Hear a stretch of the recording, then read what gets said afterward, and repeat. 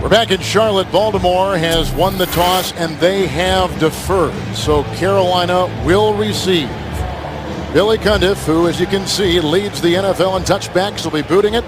And deep back, they'll have Devin Thomas, number 80, and Jordan Pugh, number 29. There is a little bit of a breeze inside the stadium today. And as the Ravens are telling us, even with the 1-8 record, they cannot look past this Carolina team. And so here we go, another touchback. They'll leave it there. Number 26 for Cundiff. Boy, has he had a great leg this season for Baltimore. Let's take a look at the Carolina offense. Here he comes, quarterback Brian St. Pierre from Boston College, drafted in 2003 by Pittsburgh. He's been with Baltimore, Arizona, had a tryout in April with New England. He hasn't played since then. 4 practices, and he's starting today, Solomon. He signed on Tuesday. He said he put in 12, 14-hour days each day this week just to prepare for this game. But nothing can prepare him for the speed brought to you by this Baltimore Ravens defense. 1st and 10. Goodson wrapped up just like that. It's a loss of a yard on the play. Andrew is coming through from the secondary and makes the stop. The Panther offensive line has allowed 27 sacks, the 3rd most in the NFL. Bernardo taking the place of the injured Travell Wharton. And Mike Goodson makes his 2nd career start. Last week against the Buccaneers, 23 carries and 100 yards on the ground. 2nd down and 12 with a couple of tight ends. First pass by St. Pierre. Goodson out of Texas A&M. Brought down by Carr out to about the 27. Catch and run of 9 against this Baltimore defense. They're going to put more speed on the field, they tell us today. More defensive backs, more linebackers, but it's all anchored on the line by Haloti Ngata. Linebacker Ray Lewis leads the number 10 Raven defense, the 2-time Defensive Player of the Year, multiple Pro Bowler. And Ed Reed is back after missing his first 7 games with a hip injury. In his 2 games back already, 3 interceptions. It's 3rd down and 3 in the Wildcat. Over Edwards' head, bad snap by Khalil. Down he goes. Suggs was there, also getting some help from Jameel McClain. Loss of 13. And Carolina's got a punt on their first possession. Jeff Davidson, offense coordinator, you put in plays like this, and Khalil, you've got to make a much better snap. You cannot have those self-inflicting wounds. You don't even give your offense a chance because you can't get Mike Goodson the ball. Have to have a better snap, and against this Ravens team, they'll feast on your mistakes. Jason Baker will punt. Ladarius Webb is back, 2 years out of Nicholls State. He had a fumble last week, 10 days ago, in that Thursday night game against Atlanta. Bad punt. Webb from the 43 and held down. And nice tackle made on the special teams after that 7-yard return by Robert McClain, a defensive back. Now the Baltimore offense. Over the last 8 games, Joe Flacco has been the number 1 rated passer in the NFL. He's going to call a lot of his plays, they say today here in Charlotte. Absolutely. Depending on the look he gets from the defense, he's going to check to the run. If they have all the defenders back in the secondary, fewer defenders in the box means it's going to be a run. But if you crowd the line of scrimmage, he's not going to be afraid to check to a pass play and get the ball into the hands of one of his talented receivers. Great beginning field position from the 50-yard line. 1st and 10. Right to work. Blocked by Heath. Tyler Creighton brings him down back at the 44, along with a good sack by Charles Johnson. The pressure was there. A loss of 6 and back to the 44. Charles Johnson just keeps working. He's going to be blocked initially around the corner here, and then watch him just continue to work. See, he's already upfield, and now he comes back. So he came back over from the other side, where Todd Heap was trying to block him, kept working. I think Heap's got to get rid of the football initially. He had a lot of time to hold on to. That's the 4th sack by Johnson. 2nd down and 16. Flacco going deep for Hushman-Sada. Touchdown! He beats Charles Godfrey. A 56-yard strike by Flacco. So if you try to crowd the box, single high safety, they're going to challenge the defense down the field. And see, you have 8 defenders in the box, single high safety, so he goes up top to TJ Hushmanzada, working against Godfrey, number 30. And we told you that they had a number of different receivers who can win down the field. Watch him at the top.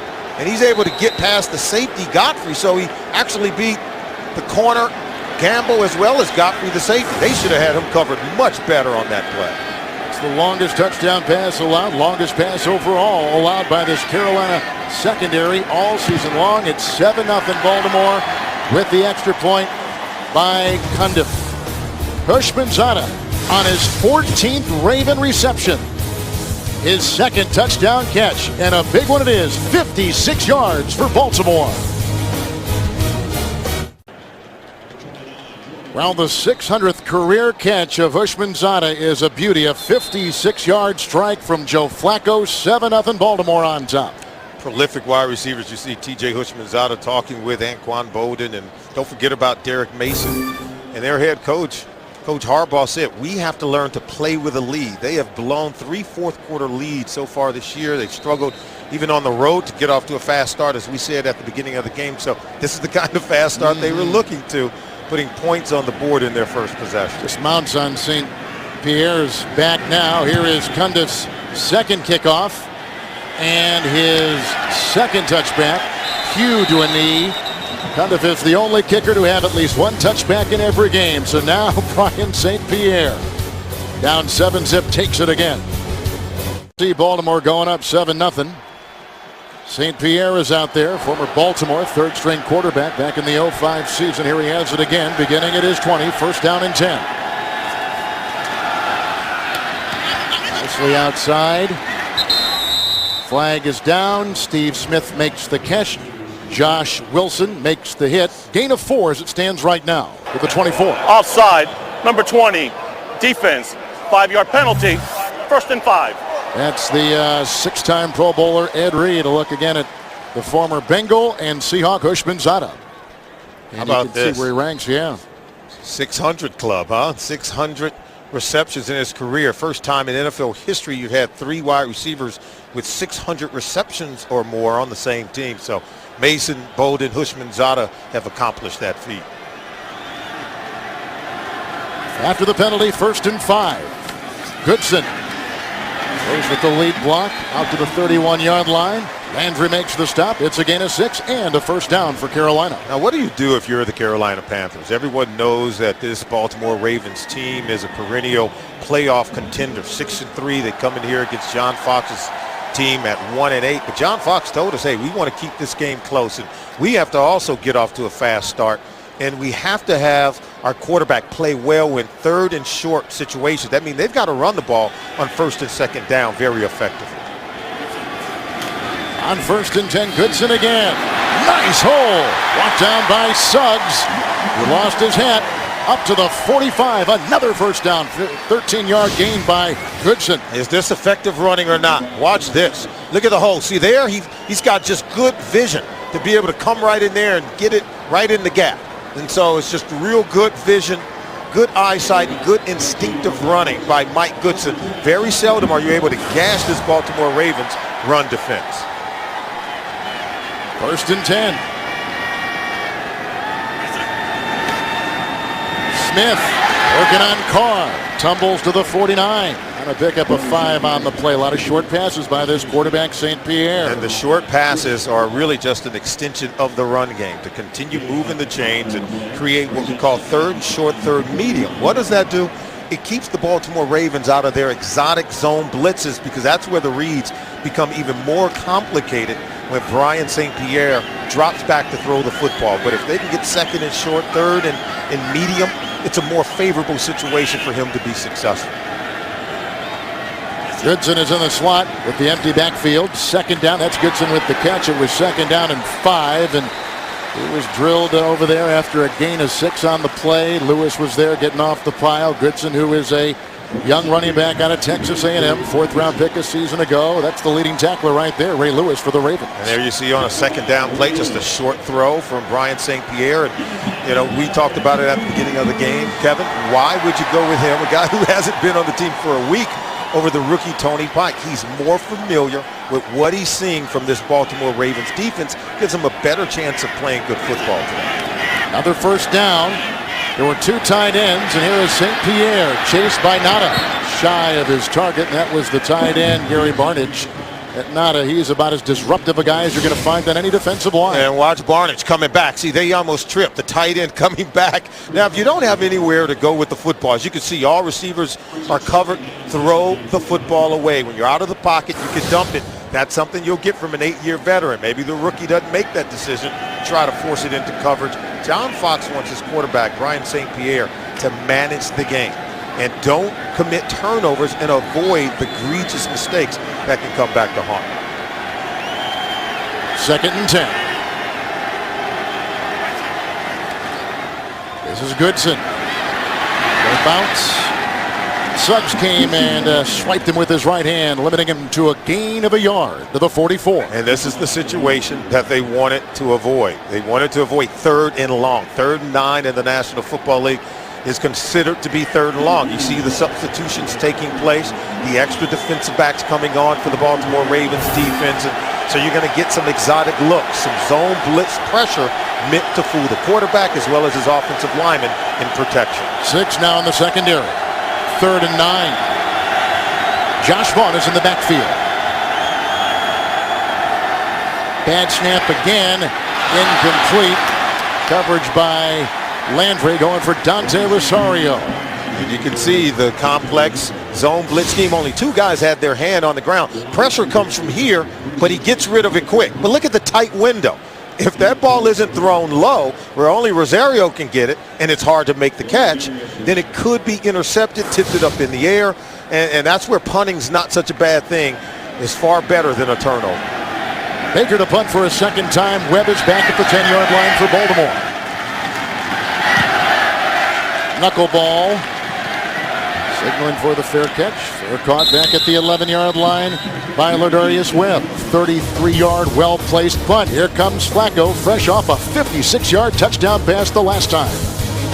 And had the pleasure of knowing Chris Henry, and I think it's really wonderful to know that what his family has done, allowing others to benefit as a result of his early departure. 2nd possession for Baltimore. McGahee in the backfield, 1st and 10. Willis McGahee. Oldham throwing a block. And all kinds of guys over there tackling along with Beeson, and the gain about 5 yards up to the 17-yard line. On that line, Tony Mall making his first start since September of 08 with Green Bay, replacing Chris Chester out with a skin condition. They're going to rotate their wide receivers more than they have today. What about Ray Rice? Expects to have a big day against a poor Carolina run defense. 2nd down and 4. McGahee is in right now. Leading his way to about the 21-yard line. Brought down on the play by Charles Godfrey. It's a gain of 5. They'll be very close to a first down. Yep, they got it to the 23. Here's the defense. Tyler Brayton is a guy that all the Ravens talked about as the best on that line. Carolina linebackers will blitz. John Beeson, the best of the group, as he moves inside for the injured Dan Connor. Secondary, perhaps the strength of the team, although we've already seen Chris Campbell get beaten. He leaves the force him back there. It is a first down.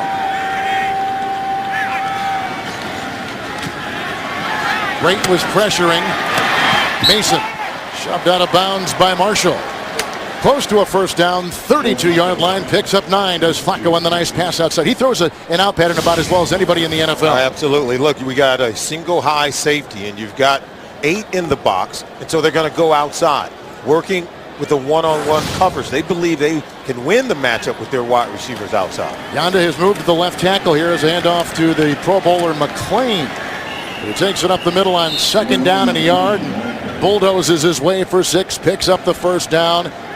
On the play, the scrum making the tackle there defensively. Some confusion for the Carolina Panthers on defense. And now we're looking at some no huddle from Coach Harbaugh and his offense. This is where they want to change the tempo of the game. And the Panthers should know the Ravens are going for an early knockout.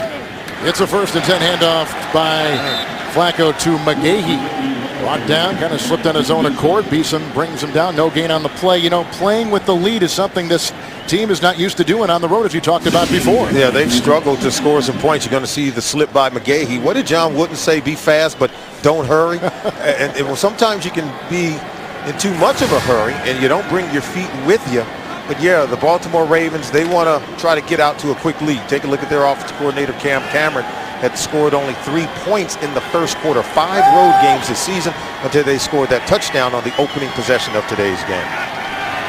2nd down and 10. Great time. Good block over there by Yanda. Beeson makes the stop. There's a little pitch outside, losing 3 yards. McGahee couldn't find any room. They're back to the 34-yard line. They had run the combination route. Watch him look to his left side, and he's looking over to Todd Heat, looking over to Anquan Bowden. The coverage was so good, they forced him to check it down to Willis McGahee, and John Beeson, one of the more cerebral, and I think the best player on the defensive side of the ball for the Panthers. Well-diagnosed play. Rice is in, 3rd and 14. They need the 48. Offsides on the near side. Looked like maybe Everett Brown on that right defensive end. False start. Number 73. Yep. Offense. 5-yard penalty. 3rd down. Marshall Yanda on the offensive line. This is where you get the offense back on their heels. 3rd and 19. You know the pass rush is coming. And Yanda is one of those players that Coach Harbaugh said that both his tackles, Michael Orr and Marshall Yanda, had to have a really good day today if that pocket was going to stay sound and consistent for their quarterback, Joe Flacco. Rice remains 3rd and 19. Into the nickel.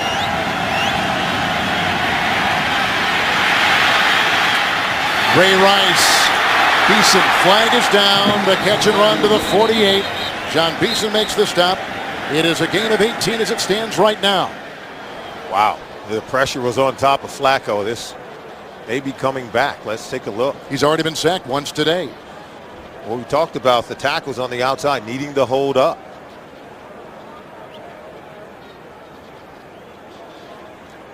That pocket was collapsing around Flacco. He was forced to get rid of it very quickly.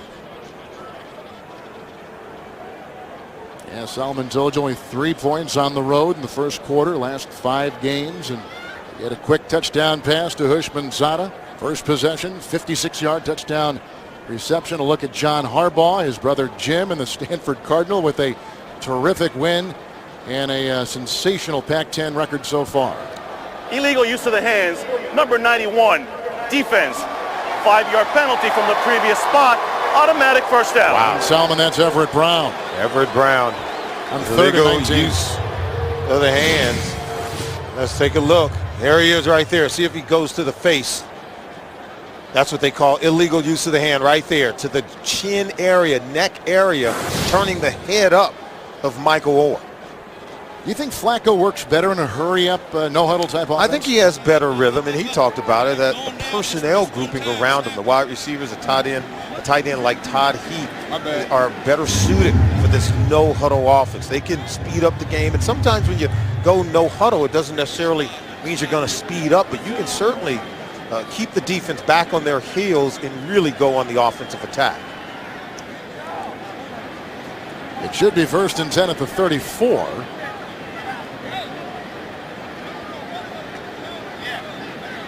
There's an extra defensive back in for Carolina. That is Captain Munnerlyn. So they have 5. Rice will remain in the backfield for Harbaugh. 1st and 10. 7th play of the drive. Single high safety. They may go outside checking to a pass play. Second option underneath. Rice made Anderson move and miss. Beeson makes the stop. Gain of 11 by Rice and a first down for Baltimore. Well, we got to show you what he's taking a look at. See, you got 8 defenders in the box. That means you got single coverage on the outside, pump fake over to the right where they had the coverage, but then you still have the reliable check down to Ray Rice, who's working against a linebacker in space. And then take a look at number 50, James Anderson, not quick enough to stay with Ray Rice, so an easy outlet option for the quarterback, Joe Flacco. Single high safety again. Back to 4 in the secondary. 1st and 10. Flacco. Mason. Brought down Nick Harris gets him at the 32, 23-yard strike by Flacco. Yeah, right now this is way too easy. It starts with protection for the offensive line, but if he sees a single high safety, he's going to check to a pass play. He knows he has one-on-one coverage to the outside. He believes that Mason, Anquan Bowden, and T.J. Houshmandzadeh can consistently beat their guy one-on-one. 4 for 4 so far in the game on this drive. 1st and 10.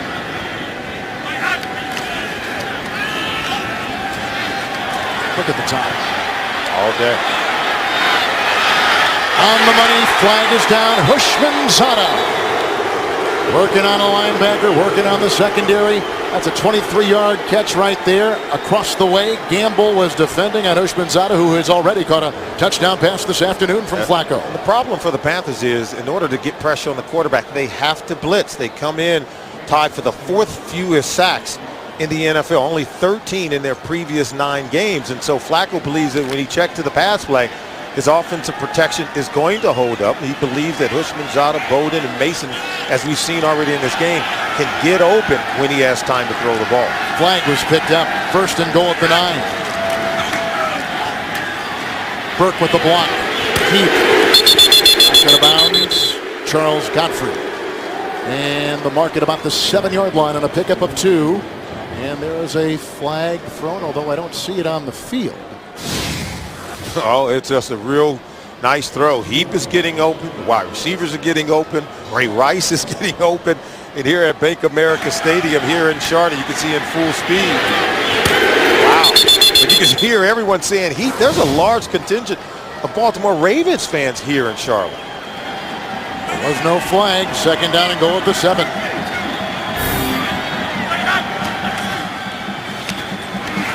Rice. And Charles Johnson from behind limits him to a gain of 2 down to the 5-yard line. Rice had that sensational season last year. Johnson's already recorded a sack on that line for Carolina today. Yeah, this possession started deep in Baltimore Ravens territory. And now 11 plays reeled off on this drive, coming upon the 12th consecutive play on this drive. And got to believe that if the Panthers can't get a stop here, boy, the floodgates could open widely. And we could have a blowout early. They're looking for the early knockout blow, and they could get it. Upcoming will be the 12th play of the drive. There's a timeout taken, and it was taken by Carolina, and our clock at 2:02 here in the 1st. 3rd and goal for Baltimore. Baltimore's goal-to-go offense not very good. 30th right now in the NFL. Well, they can run the ball, and the key is they can win the matchup advantage, particularly in this game. Look for Todd Heap to be a guy they try to get the ball to down inside the red zone. 5 in the secondary. Rice in the backfield. Ray Rice wrapped up, brought down. Munnerlyn got a hand on him, and also on that line, a big play by Johnson. It's a gain of a yard to the 4, and the defense of Carolina holds him out. They try to get the motion going one way, then the cut back, and it's open for a second, but you can see Munnerlyn, number 41, stepping up to slam the door shut on Ray Rice. Now look for some kind of rub screen, what we call a pick, but that's what I thought they would get. Now you have to bring on Billy Cundiff to try to get the field goal. So Baltimore on the drive, which began back at their 12-yard line. 11-yard catch and run by Rice. 23-yard pass to Mason. 23-yard pass to Houshmandzadeh. Here's a 22-yard field goal tried by Billy Cundiff, and that makes it 10-0 Baltimore. 1:15 to play in the 1st here in Carolina. Long drive. They get 3 on top of the 56-yard touchdown pass by Flacco earlier to Houshmandzadeh. It's 10-0 Baltimore. And no wonder they come out and I think operated so well on offense. Remember, they lost on Thursday to the Atlanta Falcons. So they've had 10 days to prepare for today's game. I think the preparation is paying off. Devin Thomas and Jordan Pugh are deep back for Carolina. Here is the Cundiff kickoff. He's kicked off 2 previous times, both touchback. Here is number 3. Wow. 3 kickoffs and 3 touchbacks by Billy Cundiff. And tonight on CBS, for the first time, 2 teams may have to turn back. A new amazing race after 60 minutes tonight, and it's only on CBS. So here comes Carolina. 3 plays punt, 7 plays punt with their 1-8 record, and a quarterback, 30-year-old Brian St. Pierre. Signed off the street. First practice was Wednesday. He's got 4 practices under his belt. First down and 10 from his 20 again.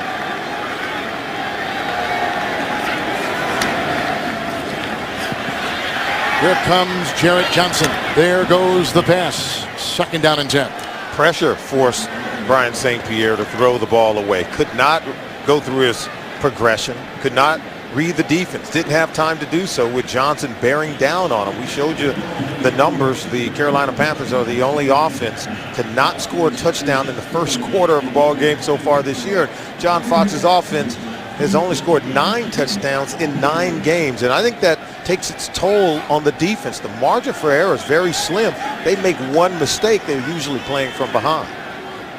Terrence Cody on the line for the Baltimore Ravens. 2nd down and 10. Goodson, look at him slither free and get a block from Smith. He breaks a tackle from Reed, and there he goes, down to the 35. Mike Goodson. Landry is involved in the tackle, 40, along with Ray Lewis. 45-yard weaving run for a first down. We told you in our open that he had the ability to run it inside, but he had the speed to cut it back. And this is unusual. Someone galloping through the secondary into the 3rd level of the Baltimore Ravens defense. They come in with a top 10 ranked run defense, and Ray Lewis said, I'm tired of the numbers. All we want right now is wins. 1st and 10. Here comes Goodson again. Time Nada got him from behind. Jarrett Johnson involved in the tackle. There was no gain on the play. They stay at the 35. You know, Ray Lewis has been with this team for 15 years. He says all the rankings, as you take a look at Mike Goodson, he said those rankings and #1 ranked defense and run defense, all those statistics mean nothing now at this point in his career. He knows his future cemented in a trip to Canton, but they want to win football games. He believes they can make it into the postseason and maybe make a Super Bowl run. Flacco with a touchdown pass. At the end of one, 10-0. First place Baltimore.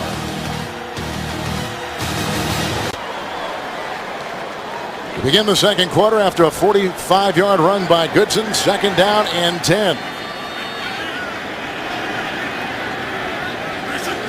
Tight end Barnage repositioning. Woodson getting the block. And backpedaling his way into the grasp of Ray Lewis. It's a gain of 3. He's down to the 32-yard line. And with the new NFL.com mobile apps, you can stay in the game no matter where you are this holiday season. Go to NFL.com/mobile and download the apps today. 3rd down and 7. Yeah, and this is a big down for the quarterback, Brian St. Pierre. You've got to, at some point, push the envelope. You've got to challenge this Baltimore Ravens defense as Matt Ryan did 1 week ago in the Thursday night game in Atlanta. Into the dime secondary. Shovel pass, and that is Goodson. Shy of the 1st down. It's a gain of 5. Landry was there among a couple guys making the stop. Landry's had his hand in a couple of stops today. 4th down. Clever play calling by the offense coordinator, Jeff Davison. Shovel pass to Goodson, who presses the line of scrimmage very well. Just an excellent tackle by Landry coming up to make the tackle, forcing the field goal attempt. Here is John Casey, 41-year-old John Casey, trying a 45-yard field goal. Little breeze inside the stadium today. To get on the board, he's got the distance, and he nails it. A 45-yarder and a 45-yard run by Goodson. Shutout gone for Baltimore. It's a 7-point game early in the 2nd.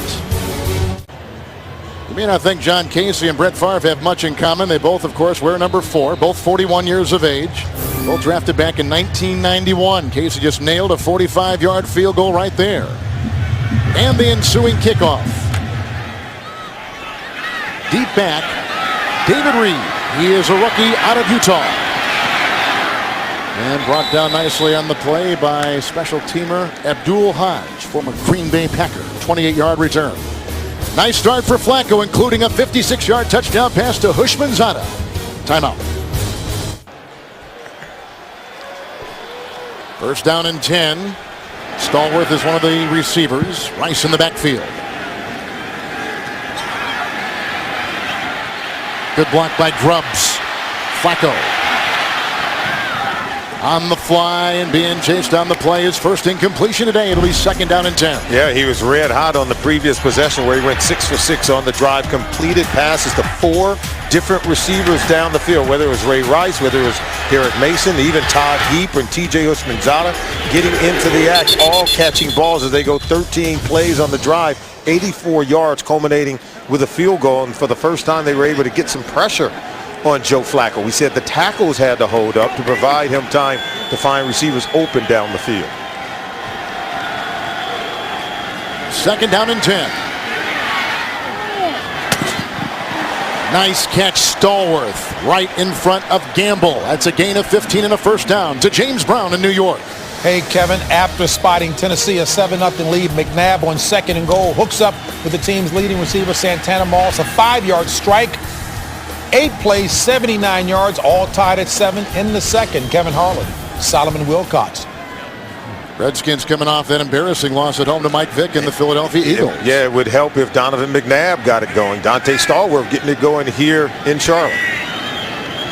1st and 10 with Rice in the backfield. Grubbs another good block. LaRon McClain, Burke out ahead of him. Brought down by Everett Brown. Catch and run a 7 to the 45 to James Brown again. Hey, Kevin, Pittsburgh on the board as Rashard Mendenhall, 8th rushing TD of the season. That one a 5-yarder banging into the end zone. That capped a 14-play, 85-yard drive up by 4. Kevin and Solomon. Steelers and Ravens atop the North. Yeah, and this game vitally important here for the Ravens to keep pace inside of the division. 2nd down and 3. Ray Rice, big hole. As the first down, belted in the middle there by linebacker Nick Harris out of Oklahoma. It is a gain of 4. He's to the 48. Big hole and a big hit from Godfrey coming up from that safety position, as well as the linebackers getting in on the play. And right now they're trying to run. They're getting what we call a double high safety, and that's when you want to run the football because you know you only have 6, maybe 7 in the defenders in the box. Right now it's a 7-man front for the Panthers. Ed Dixon, the tight end on the move. End around Stallworth. They had 2 of these the other day. It was a good block by McClain and a block by Orr. And the end around to the 44 to the fastest wide receiver on this Baltimore team, Dante Stallworth, on a gain of 7. Well, it's very simple math for Joe Flacco because take a look at it. You have 7 defenders in the box here, what we call a double high safety.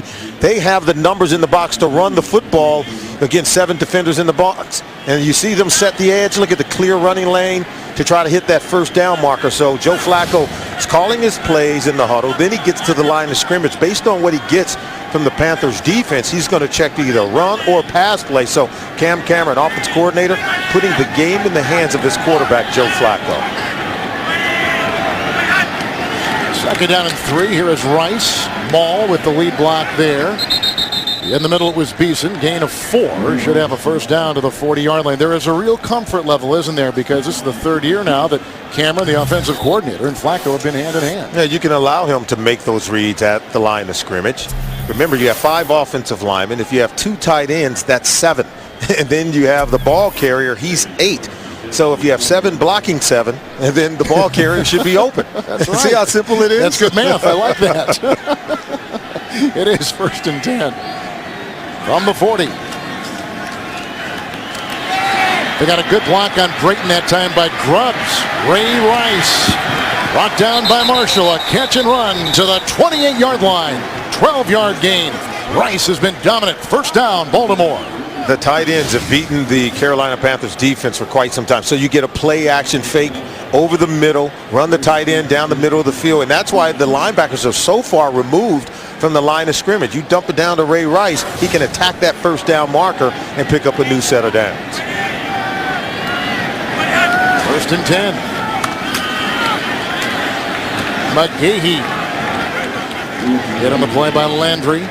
Down inside the 24-yard line, picks up 4 right there. So we've had a 12-yard catch and run by Rice, a 15-yard pass by Stallworth, and they're moving the ball nicely downfield. Going with the no huddle quickly, trying to keep this Panthers defense back on their heels.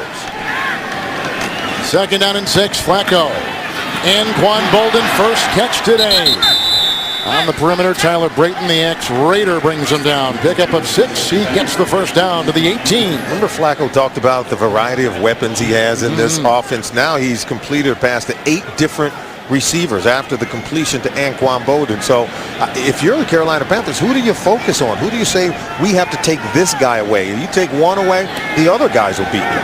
It's fun watching this no-huddle, isn't it? Great tempo and rhythm to it. And it's fun the way that Cameron has empowered his young quarterback. We talked about it before the game, how much Joe Flacco has grown in his cerebral and physical abilities. With McGahee, 1st and 10. Willis, McLean with a block.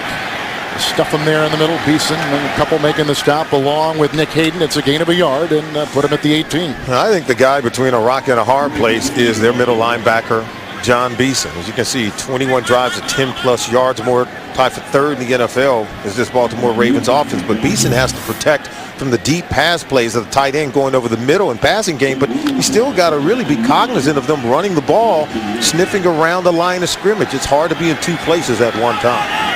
Rice is back in, 2nd and 9, into the nickel.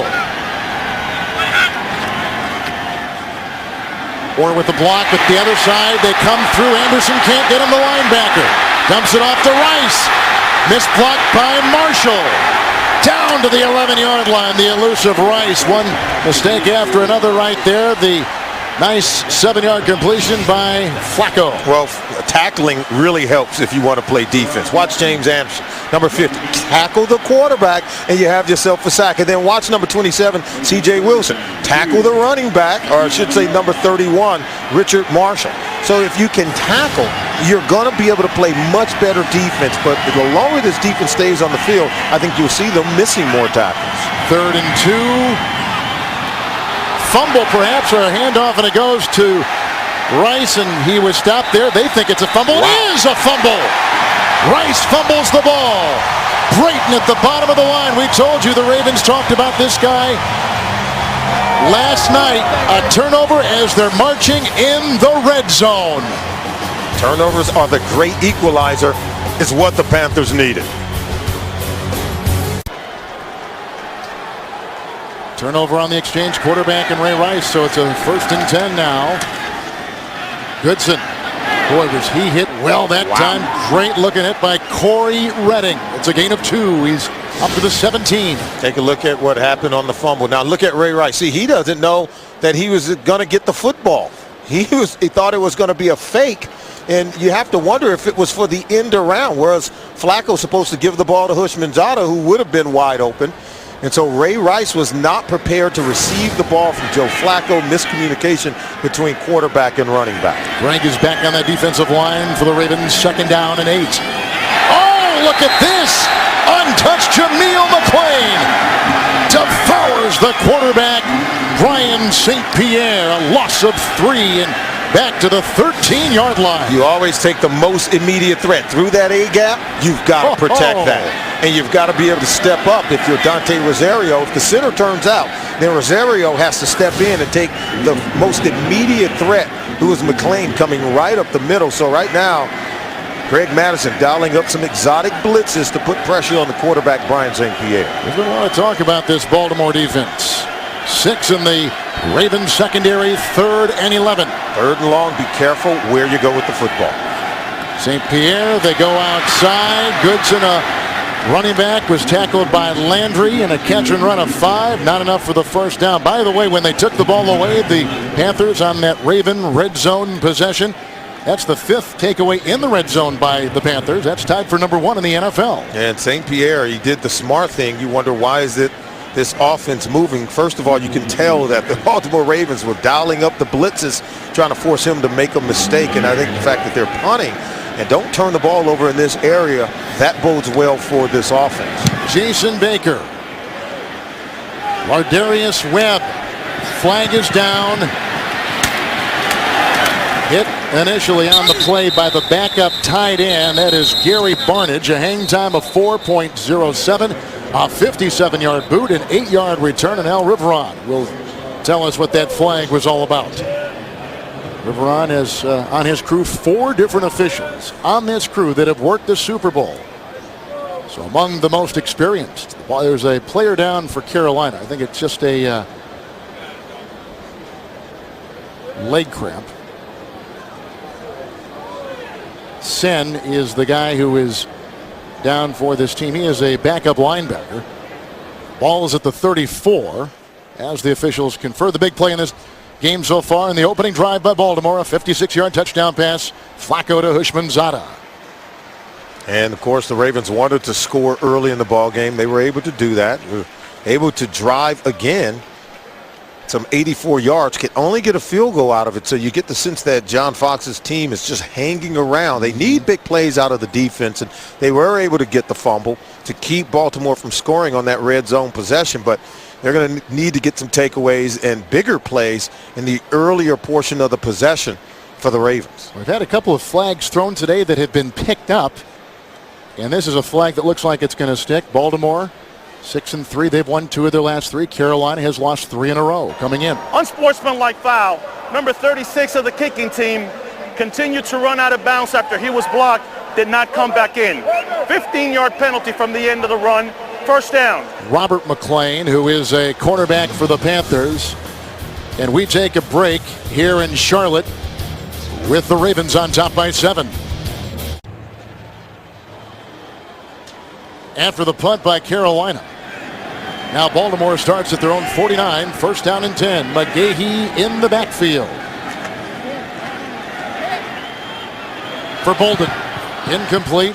Coverage by the linebacker. Nick Harris on the play. It'll be second down and 10. And coming up on the Sprint halftime report, join James Brown, Dan Marino, Shannon Sharp, the ex-Raven, Boomer Esiason, and Coach Bill Cowher for the latest news, scores, and highlights in the NFL. That's coming up on the Sprint halftime report from our CBS studios in New York. It'll be second down and 10. Nick Harris was the guy in coverage. The Ravens said they wanted to attack him, but I thought he did a really good job staying in tight coverage, forcing Flacco only a second incompletion in the ball game today. 4 in the secondary. Second down and 10. Or with another good block. Heap! Knocked away and out of bounds. It was out of bounds. The gain down to about the 22. And on the play, working on Charles Godfrey in the secondary for Carolina. A 29-yard reception with the conference ensuing. And the Panthers think they knocked it out. It was in mid-flight, and maybe his feet were in bounds when Anderson or Nick Harris. It was a fumble. The ruling on the play is there was a catch by the offensive team. Then the ball went out of bounds. Therefore, first down right here. Okay, now it was just a wonderful throw from Flacco, dropping this over the top in coverage down the field to Heath. Now watch the punch out. Okay, there the ball comes out, but did he recover it in bounds? I would say no from the look we had there. He was definitely caught, but was Anderson's feet in bounds when he recovered it? They're going to challenge Will Carolina. There's the ball up. Knocked out of bounds or knocked out of his hands by Charles Godfrey. Godfrey made a nice heads-up play coming from around, punching it out. Carolina's challenging the ruling on the field of a catch. Timeout. Smart. I think you've got to do that because the Ravens are marching looking for more points, and John Fox got to do anything to tip the scales in his favor.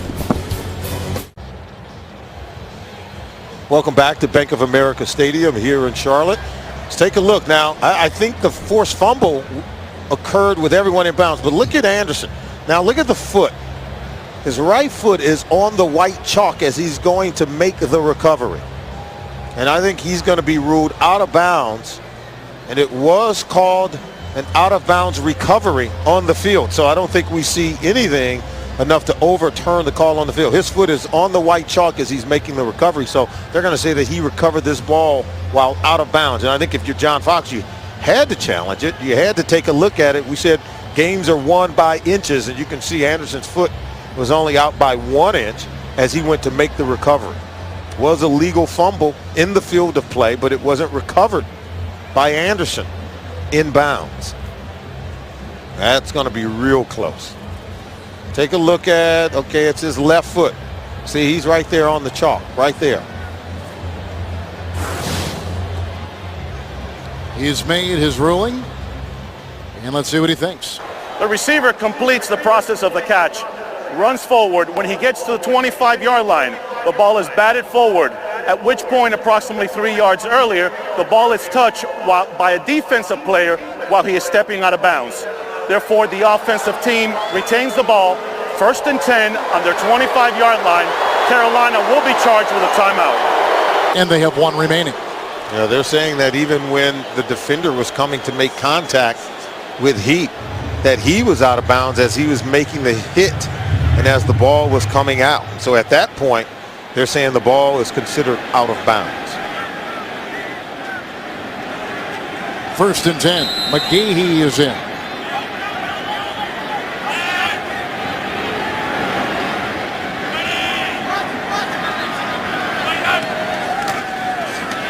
Willis McGahee, Redwell, loss of 2 on the play. It looked like Sherrod Martin came in, and second-year player out of Troy with a nice tackle on the play. Back to the 27-yard line. Yeah, you know, Flacco's going to read the safeties and see if they're back in coverage, and so he's going to check to run if they're back. And I think Martin and Godfrey's got to do a better job of disguising it and waiting for Flacco to call the play at the line of scrimmage and then creep up. Wait for him to check to a run play, but then come up late. Right now they're showing 8 defenders in the box. On 2nd down and 12. Heat. Nice defensive play. Richard Marshall. Marking back 4 yards to the 31-yard line. And they're going to check to a pass play when they get 8 defenders in the box, but they go man coverage, and so they lock up man-to-man on Heat. But you can see Beeson, he reads it, and so he comes up, and so does Mutterland.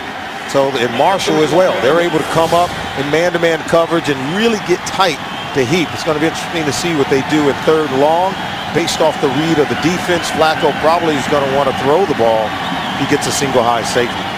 Rice in the slot, bottom of your screen, 3rd and 16. They need the 15.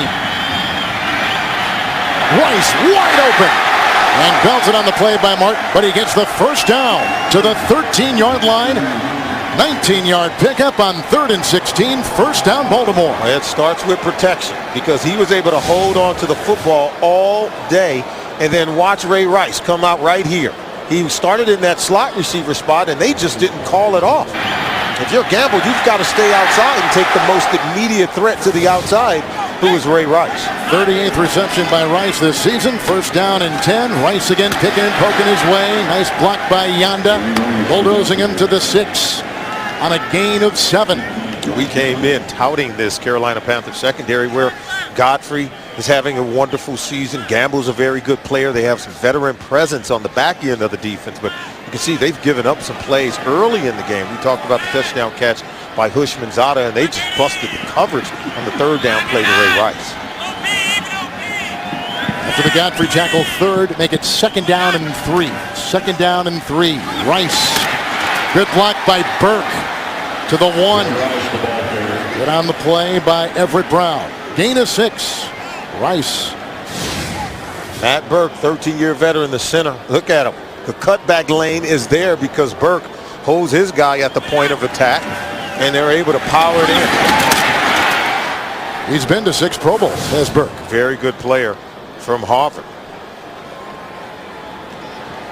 You can see this defense is beginning to wear down, and that's been the story all season long, where they've played a lot of snaps because their offense is ineffective.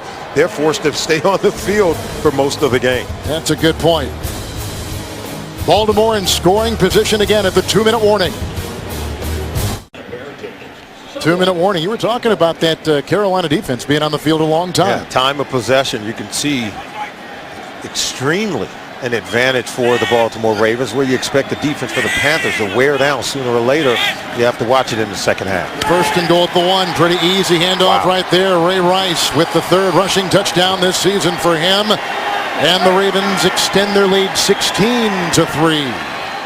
We call it a war of attrition. Who's going to wear down? You keep a defense on the field for a number of snaps. Long drive after long drive, sooner or later you get to just walk right into the end zone as if the defense isn't standing there. They're huffing and puffing, and they're the home team, the Carolina Panthers. But over the last couple of weeks, they have played an inordinary amount of snaps in a given game, where they've gone from ranked 4th in the NFL 2 weeks ago to now 14th. Billy Cundiff, 17-3. Well, there are a couple key plays on that drive. He caught one for 28. Rice caught one for 18. Sets up the 1-yard touchdown run by Ray Rice. Beautiful Charlotte coming up. The Sprint Halftime Report with James Brown, Dan Shannon, Boomer, and Coach Bill Cowher for the latest NFL scores, news, and highlights. All coming up from our CBS studios next, the Sprint halftime report. So we've got a 17-3 lead for Baltimore. Good looking drive again by Flacco, who's hit a lot of receivers. He's gone deep, he's gone underneath.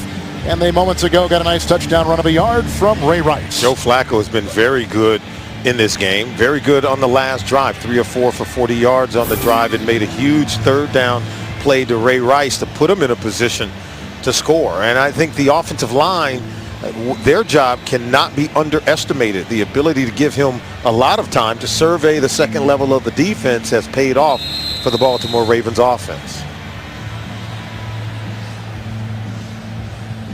Ravens on the road 2-3, and of course we talked about that loss earlier. They had 10 days ago to the Atlanta Falcons, 26-21, a heartbreaking loss, and they gave the players a couple days off. You mentioned this before. The coaches did some self-scouting, trying to look at the issues as they go to the second half of this season. Yeah, and they understand that, hey, you got to come in, take care of business in this game, but even Ray Lewis told us, and Coach Harbaugh knows that 4 of their next 6 games are at home. Isn't that nice? And they feel really good about the second half of the schedule. Cundiff, who's got all kinds of touchbacks today, leading the league in that category. This time it'll be brought out. Devin Thomas. That was special teams play right there, and that was turned in by the rookie who's been returning some kicks, David Reed. 17-yard return. And coming up next, the game you've been waiting for is Peyton Manning and the Indianapolis Colts renew their red-hot rivalry with Tom Brady and the New England Patriots. More people watch the NFL on CBS than any other network. With the numbers right there, might surprise some people to know that Brady has won 3 more than Peyton. Well, in the AFC, it always comes down to the Patriots and the Colts, and it always comes down to Peyton Manning and Tom Brady. Remember when those two teams used to play in the same division? They used to play twice a year. And now, by virtue of the schedule and the way it falls, they play seemingly every single season. On the 16-yard line, 1st and 10. Bad snap, and St. Pierre grabs it. Goodson is smothered.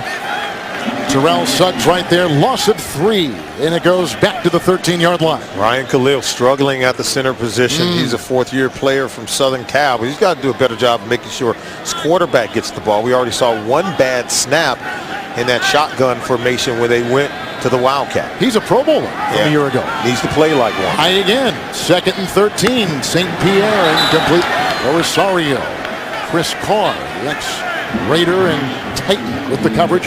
3rd and 13. And you can't pin this on Brian St. Pierre. Yeah, he's new to the game, but what about the other guys who've been practicing all season long? That's a good throw.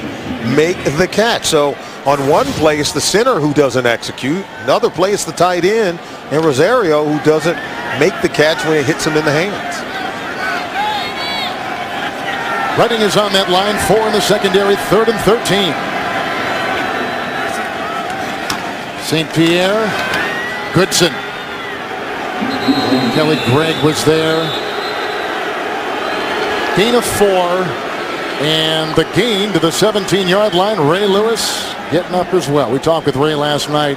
Hall of Famer to be. What an impressive guy, and truly the leader of this Baltimore team. And you expect to put the tape on a guy who's been in the league 15 years, played at a high level like Ray Lewis. You put the tape on, you say, well, maybe he's going to, slow down a little. Maybe he's not as good as he used to be, and he remains just as good as he was from day one. And I think it's his experience and his ability to diagnose the offense that still allows him to play very fast. His anticipation allows him to get there faster than anyone else. I had a scout tell me one time that he is the single most influential player on any single team in the NFL because of what he does, during practice, during the week of film, and all the different things away from the game itself. He's the straw that stirs the drink, right? He's something else. Here's a punt by Baker. Darius Webb. Look at that bright Carolina sun at the 32.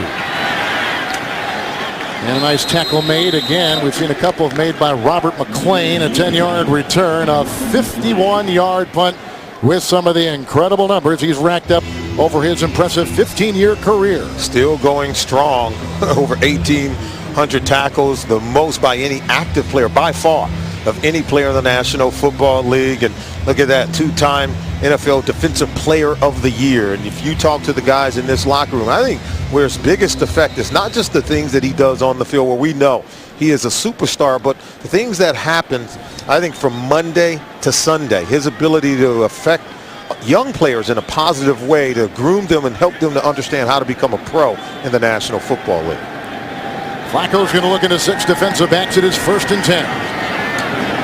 Underneath. Anquan Boldin. Oh, did he fumble the ball? It looks Ball's like he out. may have at the 49-yard line after the 7-yard pickup, and it is a second Baltimore turnover.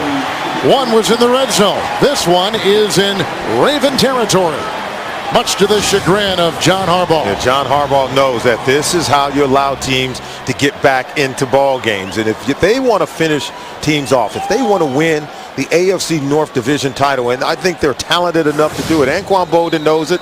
You've got to hold on to the football. You cannot play against lesser opponents and give them opportunities before halftime. They could have put more points on the board. And now if you're Brian St. Pierre, do you take a shot here with 58 seconds to go? I think so. St. Pierre 5 of 9 today for 29 yards on 1st and 10. Whoops. Paul Kruger coming in. 2 years out of Utah. That is his first sack. 9-yard loss and push him back to the 42. Well, if you're going to take a shot, the quarterback is going to need protection. I think the elements around the quarterback right now for the Carolina Panthers just aren't playing well. You can't put it on Brian St. Pierre. Give him a chance to make a play. 2nd and 19, and was that picked off? Ball's not on the ground. Close. They're going for Steve Smith. They seem to think it was trapped between the legs of the defender. The ball never touched the ground.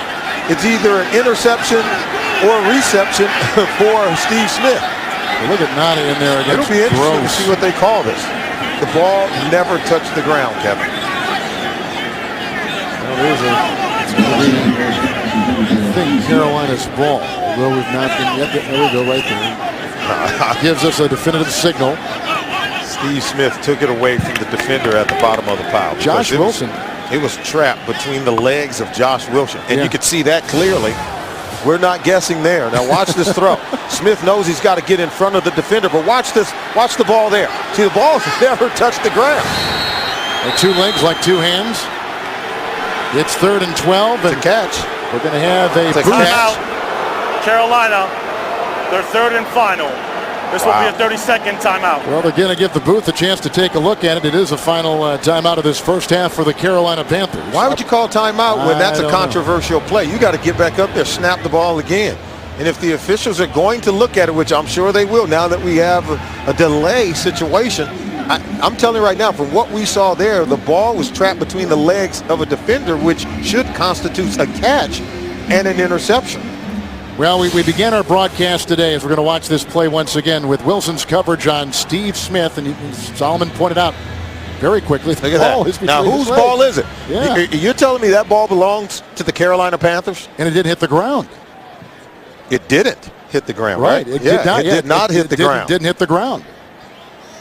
So how do you give the ball to the Carolina Show Panthers? 14 seconds. 14 seconds, please. There's Carolina Brian. has been charged with a timeout. That is a 3rd and final. St. Pierre quarterback who hadn't been with the team since last season when he was with Arizona, who over his 7 seasons never started, has been mainly a 3rd-string quarterback, a practice squad quarterback, thrown a total of 5 passes coming into today with 3 different teams. You know, he's starting to begin his life away from home and back in his home in Boston. He's playing with his 18-month-old son. His wife is pregnant with their second. He gets a call from his agent and says, hey, Carolina wants to sign you to their practice squad. Then he gets here and he says, oh, by the way, we're going to start you against Ray Lewis in Baltimore this weekend. We asked him what he was doing at this time last week. He said he was throwing with high school kids, practicing at the local high school. Reminds you of how Brett Favre spends his offseason. True. 3rd and 12. Getting away from Kruger on the run. Dropped by Clowney. Brian St. Pierre saying, I'm the guy who hasn't been practicing. What about the other guys around me? Can you catch the ball when I throw it to you? He's throwing one to Dante Rosario. It was dropped. And look at this one to Clowney. You're telling me this ball shouldn't be caught by a guy who's been on the team, practicing with the team since training camp? But you take a look at the target line for John Case. They're going to punt. It looks like they're going to punt because they have yet to reach that target line. That shows you exactly what kind of range he has. Josh Wilson was on the coverage that time for Baltimore's defense. Ed Reed is back for Baltimore. Baker with the punt. Reed will let it go into the end zone with the touchback to the 20-yard line. So 3rd consecutive punt by Carolina. We're at halftime. Here, the big play. Flacco on the first drive of the game finds Hushmanzada for 56. Rice with a 1-yard touchdown run. That is our halftime score.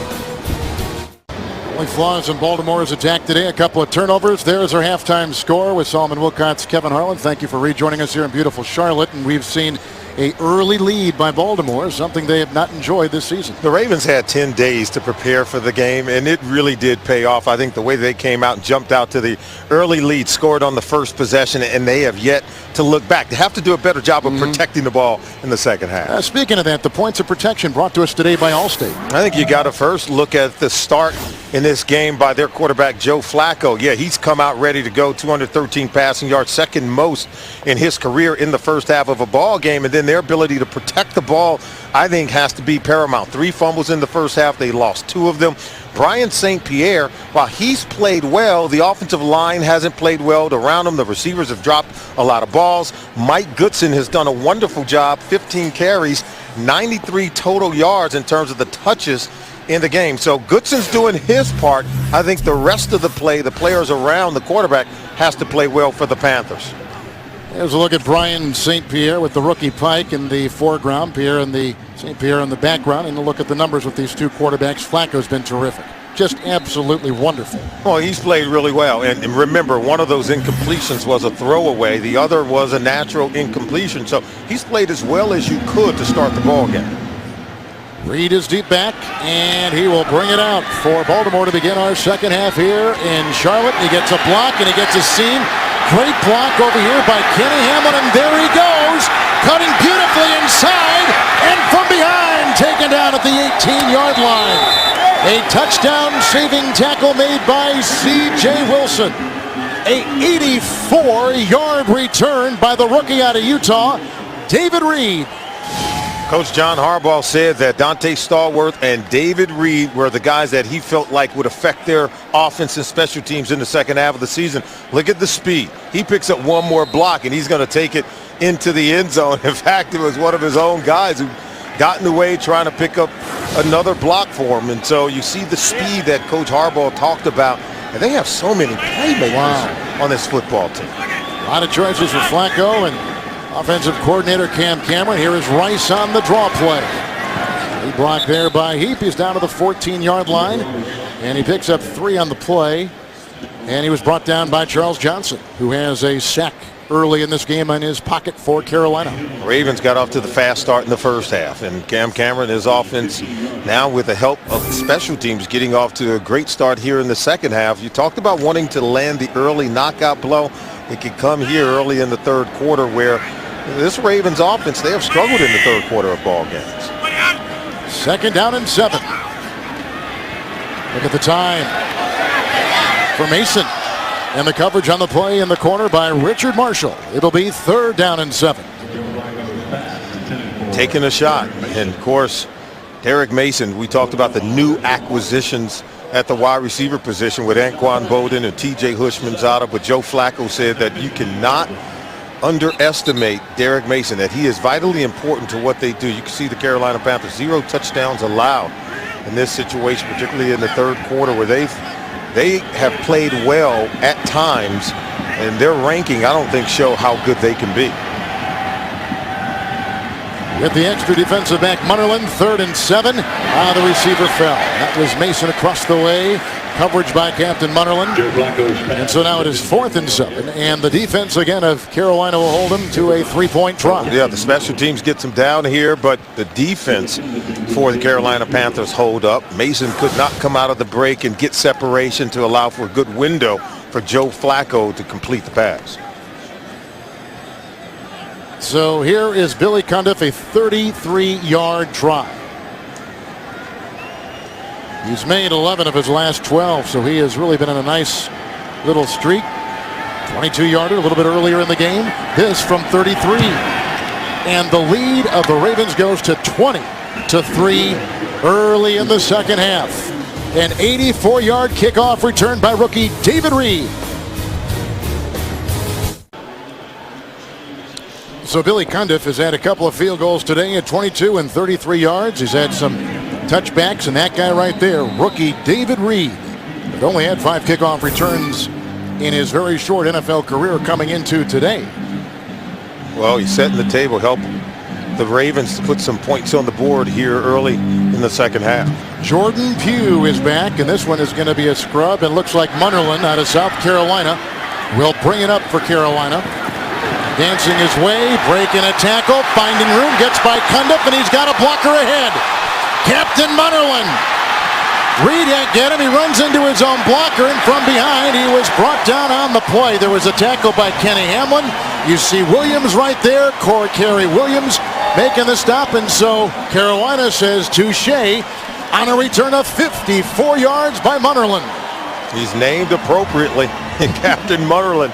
It's just a wonderful play, and this is a lot of hard work, good vision. And then the quickness. Watching, he starts to his right, but then he works his way all the way back to the left. Make one defender miss, and once you beat the kicker, you're going to have a lot of green space and a lot of open field to run. Now, I still think he should stay to this side of the numbers because he took himself back to where most of the defenders were. From the 25 of Baltimore, it's 1st and 10 for Carolina. Goodson, big hole, gigantic blocking up front, and a big one. There's Schwartz with the block. That opens the hole, a 12-yard gain down to the 13-yard line.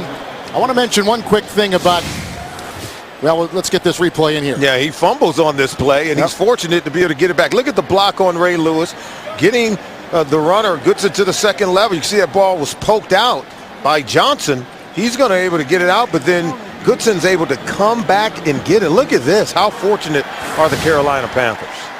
1st and 10 from the 12. Big day for Goodson. 81 yards. And the call again. That time he is shut down. Nothing there. Suggs was there also. Jameel McClain, loss of 5.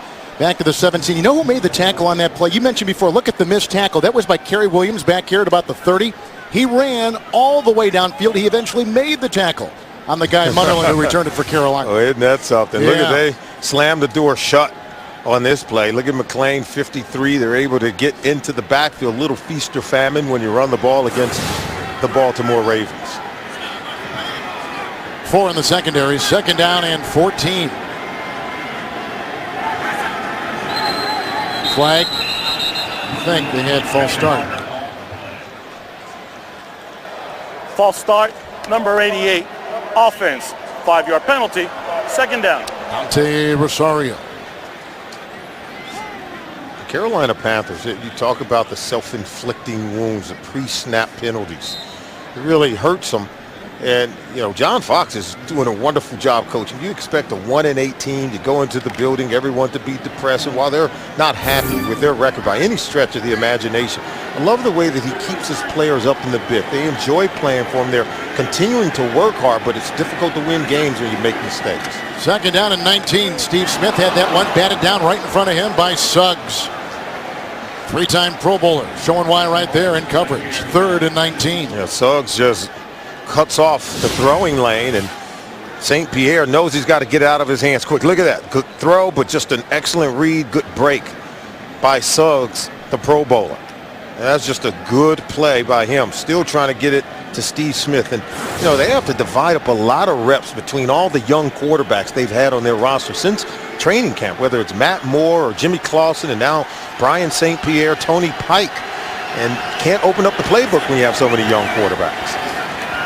3rd and 19, incomplete. They're going to Geddes outside here. The rookie from Baylor, David Geddes, incomplete, and so it's going to relegate him to a 3-point try. The Ravens have not given up a 3rd quarter touchdown since last year, and all this season, only 9 3rd quarter points allowed by this terrific Baltimore defense. Wow, 18 games without allowing a touchdown in the 3rd quarter. You can see they're still pretty good. So here's John Casey. He's got a 45-yard field goal already. This will be a 40-yard drive. Kickoff return by Munnerlyn. Set this great position up, and he has got it. Another 3 on the board for Carolina. 20-6 Baltimore. 11:49 to play in the 3rd quarter. What a way to spend a full afternoon. Kids from the YMCA Youth 4 and 5-year-old Football League from nearby Mooresville, North Carolina. Munnerlyn has that kickoff return of 55 yards. You know, the The coverage teams of Carolina are not bad. The coverage teams of Baltimore are not very good. Here comes Reed, and he is quickly taken down. And a nice defensive play right there, turned in by Carolina defensive lineman Eric Norwood. 22-yard return. Numbers for Flacco. He'll have it when we return to Charlotte. From the 18-yard line, Baltimore will have it 1st and 10. Against a Carolina team which just a couple years ago, back in 08, won the NFC South at 12-4. Look how far they've fallen in a short time. Flacco. Johnson chasing. Beeson chasing. Incomplete. And looking for McLean. You know, we take a look at these names right here. One guy has been responsible for putting this team together, and Ozzie Newsome has done an incredible job with this Baltimore franchise. As a general manager, remember, Ozzie was a Hall of Fame tight end. So I guess Hall of Famers recognize talent in others. And look at the list of these names in the Pro Bowlers. And you've got 9 former first-round picks with 42 Pro Bowl appearances. And on this current team that we're watching play today, there are 15 Pro Bowlers on the Baltimore Ravens roster. So Ozzie's done a wonderful job continuing to lend to the talent on this football team. Rice on 2nd down and 10. Stuffed. It's a gain of 2. And in the middle they had Nick Hayden out of Wisconsin. 6th-round draft choice. Look at that. The most Pro Bowlers on a current roster of any team in the National Football League, the Baltimore Ravens. And Ozzie Newsome, and you talk to a lot of teams around the league, and who consistently does a wonderful job of mining the draft for talent. Ozzie Newsome, of course, Coach Harbaugh is a part of that process, and I think the entire structure that they have in the front office for the Baltimore Ravens are world class. Flacco looks into the nickel, 3rd and 8. Right through the hands of Mason, playing with a broken pinky on his right hand. I mean, that could have been a huge gainer. 3 and out for Flacco and the Baltimore offense. They got a punt. What did Joe Flacco tell us about Derek Mason? He is the most reliable of any receiver we have. Well, this is not too reliable. And for the first 2 years that Flacco was here, Mason has been the one dominant, constant receiver to help in the maturation and growth of the young quarterback. Sam Cook to punt. Munnerlyn is back inside the 35.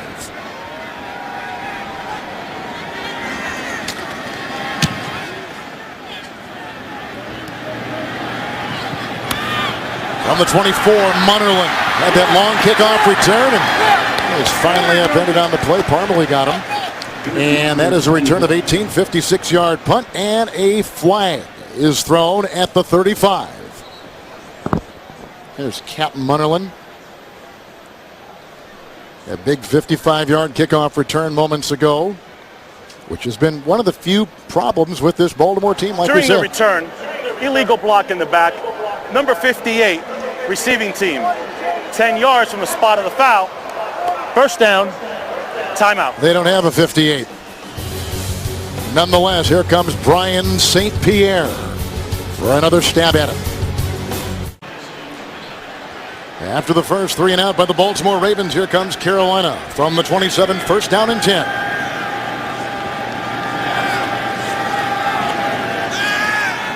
Brian St. Pierre hit by Suggs. Incomplete pass for the tight end Barnidge. Coverage by Carr and McLean. Tuesday on CBS, an NCIS safe house is attacked. Now the hunt is on for a traitor. Mark Harmon stars in TV's #1 show, NCIS Tuesday. Only on CBS, 2nd down and 10. How would you like to be Brian St. Pierre? One day you're playing with your kid in the backyard or changing diapers, and next thing you know, you're starting against the Baltimore Ravens with Haloti Ngata on the down defensive line and Ray Lewis and Ed Reed on that defense. You better be careful with the football. Goodson on 2nd down and 10. Dancing his way. Looked like DeJuan Landry was the first one to kind of get him around the shoestrings on a gain of 4. They'll mark him at the 31-yard line. I like this Mike Goodson. I love the aggressiveness in which he plays the game. He presses the line of scrimmage, plays with a quickness, with a speed and a tempo that you really like. 81 rushing yards in the game. He's caught the ball well coming out of the backfield, going over 100 yards in total offense for the 2nd week in a row as a starter. They've got to like what they see in him as well. Kruger on the defensive line. Fabian Washington now playing the corner across the way. 3rd and 6. St. Pierre, that was blocked at the line of scrimmage, wobbling away. Who got up there? Was that Nada who got in there? It's 3 and out. They had great pressure on him, and they got to punt the ball right in his grill. The Baltimore defense. 0 for 8 on 3rd down is the Carolina Panthers offense in this game today. That ball was batted at the line of scrimmage. They're struggling on offense. And St. Pierre, yeah, he can play better, but I think we talked about it. The players around him can play better. When they get him in 3rd and long, I think he has to be careful because turnovers loom large. 2 quarterbacks in the second half so far have combined for 0 of 8 through the air. And here is the punt by Jason Baker. Webb at the 16. And he slithers his way out and finally brought down by Jordan Sen. 11-yard return, 53-yard punt by Baker. Flacco and the offense retake the field here in the 3rd. Just saw a 3-and punt by the Carolina Panthers. You see the offensive today of Baltimore and Carolina. No second half first downs yet in 2 possessions by this Baltimore offense. 1st and 10 handoff and a gain of 3. And Willis McGahee picks it up, and he was brought down on the play by James Anderson. And you can build your own football dynasty and compete year-round with CBSSports.com franchise football. Find out more at CBSSports.com/franchise. From the 30-yard line, 2nd down and 7. McGahee remains.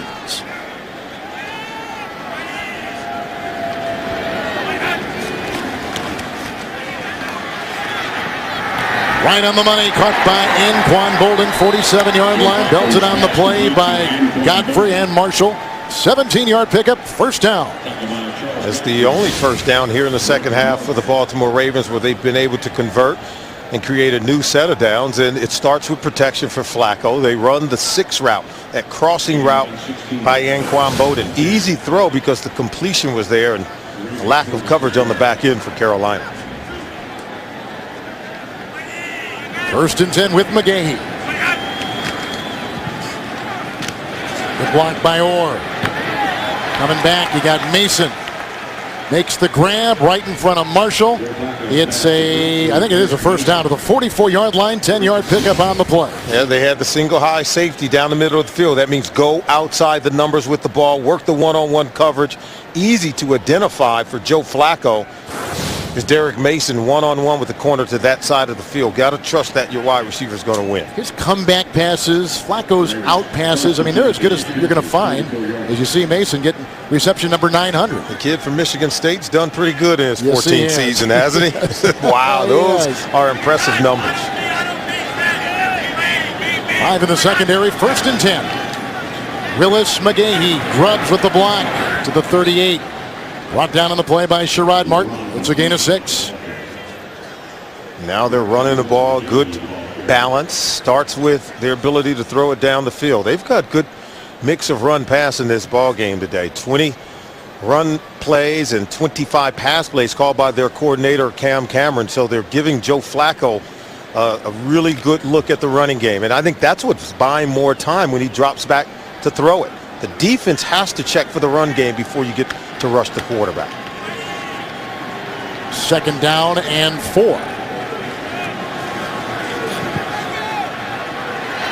The other way from McGahee. Read beautifully across the way. They had James Anderson out of Virginia Tech, leading tackler on this team, losing 6 on the play. So mark him back to the 44. Anderson read that play very quickly, and Joe Flacco thought that the play action pass might buy him a little more time. Well, it bought him time, but then no one could get open at the second level. We talk about the Carolina Panthers defense, and I said 2 weeks ago they were ranked 4th in the NFL, but as of late they have struggled the last 2 games. You can see Joe Flacco on 3rd down. He hadn't been that good. Also, Brian St. Pierre struggled on 3rd down, but Flacco hasn't lit it up today either. Rice is in 3rd and 10. Nice knockaway intended for Heath, and a beautiful defensive play by rookie Jordan Pugh out of Texas A&M. Every now and then you've got to make plays in coverage, and Pugh does.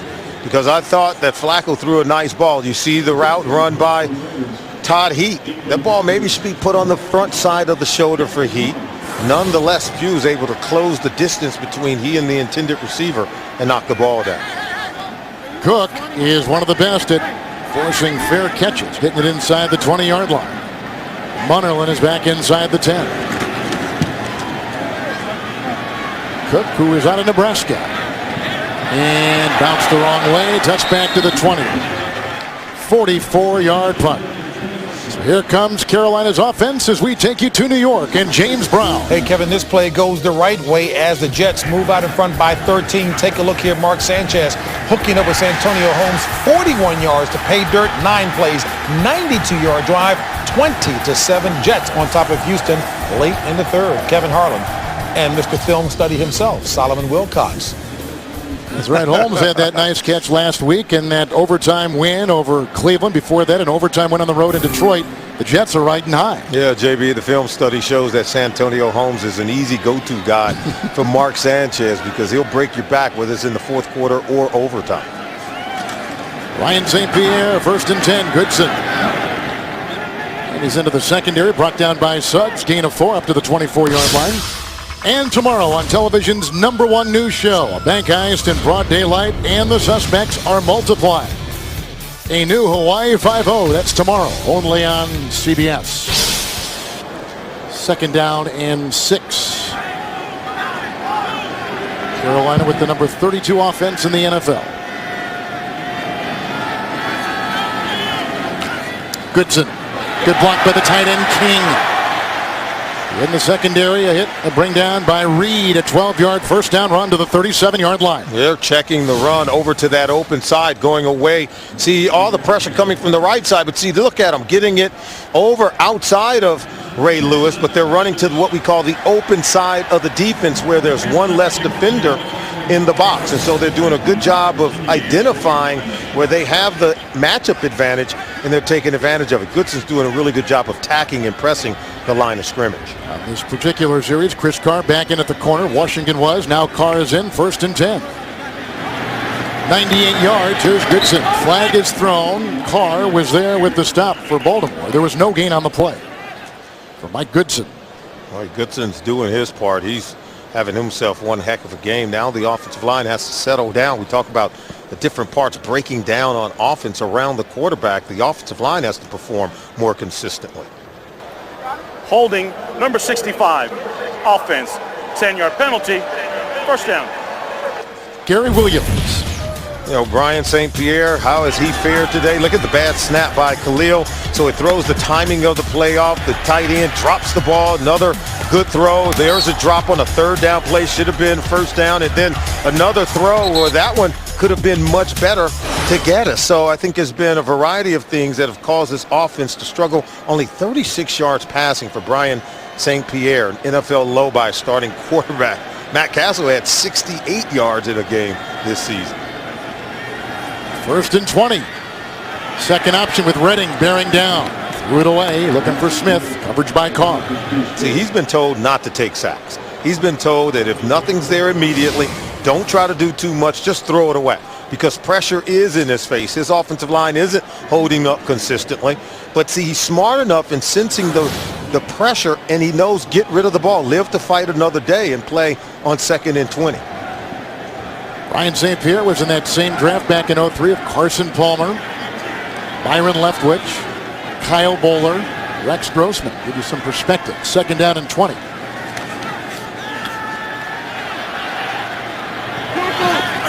That's a catch by the tight end King, who had a couple of drops last week against Tampa. The coverage by Jameel McClain. It is a gain of a yard, and they'll put him at the 28. Ball is completed. I think if you're a Carolina Panther fan, sooner or later you say, well, let's go down the field. But does the protection hold up long enough for you to push the ball down the field? Was that ball thrown a little bit high? Yeah, but it was catchable. And finally, he's getting someone to catch the ball for him consistently in the ball game. 7 of 17, only 37 yards. You can see the 3rd down conversions have not come for Brian St. Pierre, where he's 0 for 8 today. 3rd and 19 here. He needs the 47. Goodson a block. Nice catch by Steve Smith, but shy. The coverage by Carr. He had to get to the 47. He gets to the 42, picks up 14 on 3rd and 19, and they got a punt. Well, he throws it, he gets the protection, and it's complete. And what did the Panthers tell us? That they wanted to stay out of 3rd and long. Well, this is the 5th time today where they've been 3rd and 10 or longer. So that's not a favorable condition for the quarterback, Brian St. Pierre. Not a favorable condition for John Fox. He knows it's going to be hard to convert those into first downs. 5 plays punt for the Carolina Panthers. Baker to punt, and Webb is back inside the 20. Webb from the 25. Nice tackle downfield. It was made by Anderson, who starts at that linebacker. 4-yard return, 33-yard punt. And Kevin, you want to change around a franchise, take a look at some of those Super Bowl winning coaches who are available. How about Tony Dungy? Won Super Bowl 41 with the Colts. Our own Bill Cowher, remember he won Super Bowl 40 with the Steelers. He's available. And John Gruden, yeah, he's doing Monday night games, but he won Super Bowl 37 with the Bucs. Something tells me you could talk him out of it. And Brian Billick with these same Ravens, okay, just 10 years ago won Super Bowl 35. And John Fox, yeah, I think he understands that this could be it. 9 seasons in Carolina might be it for him. And the Panthers could be looking for a head coach when this is all said and done. Rice in the backfield. He gets the call. Or with the block.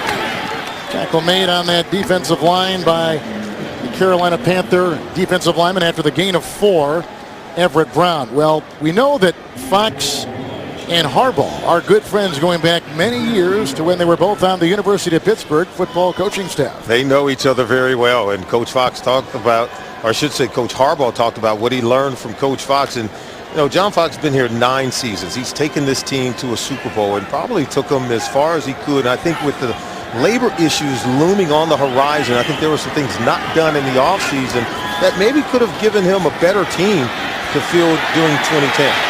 2nd and 6, a little bit high as they go to the far side. Ed Dixon, the rookie. It'll be 3rd and 6, pressure up the middle. And speaking of that staff, back to 1987.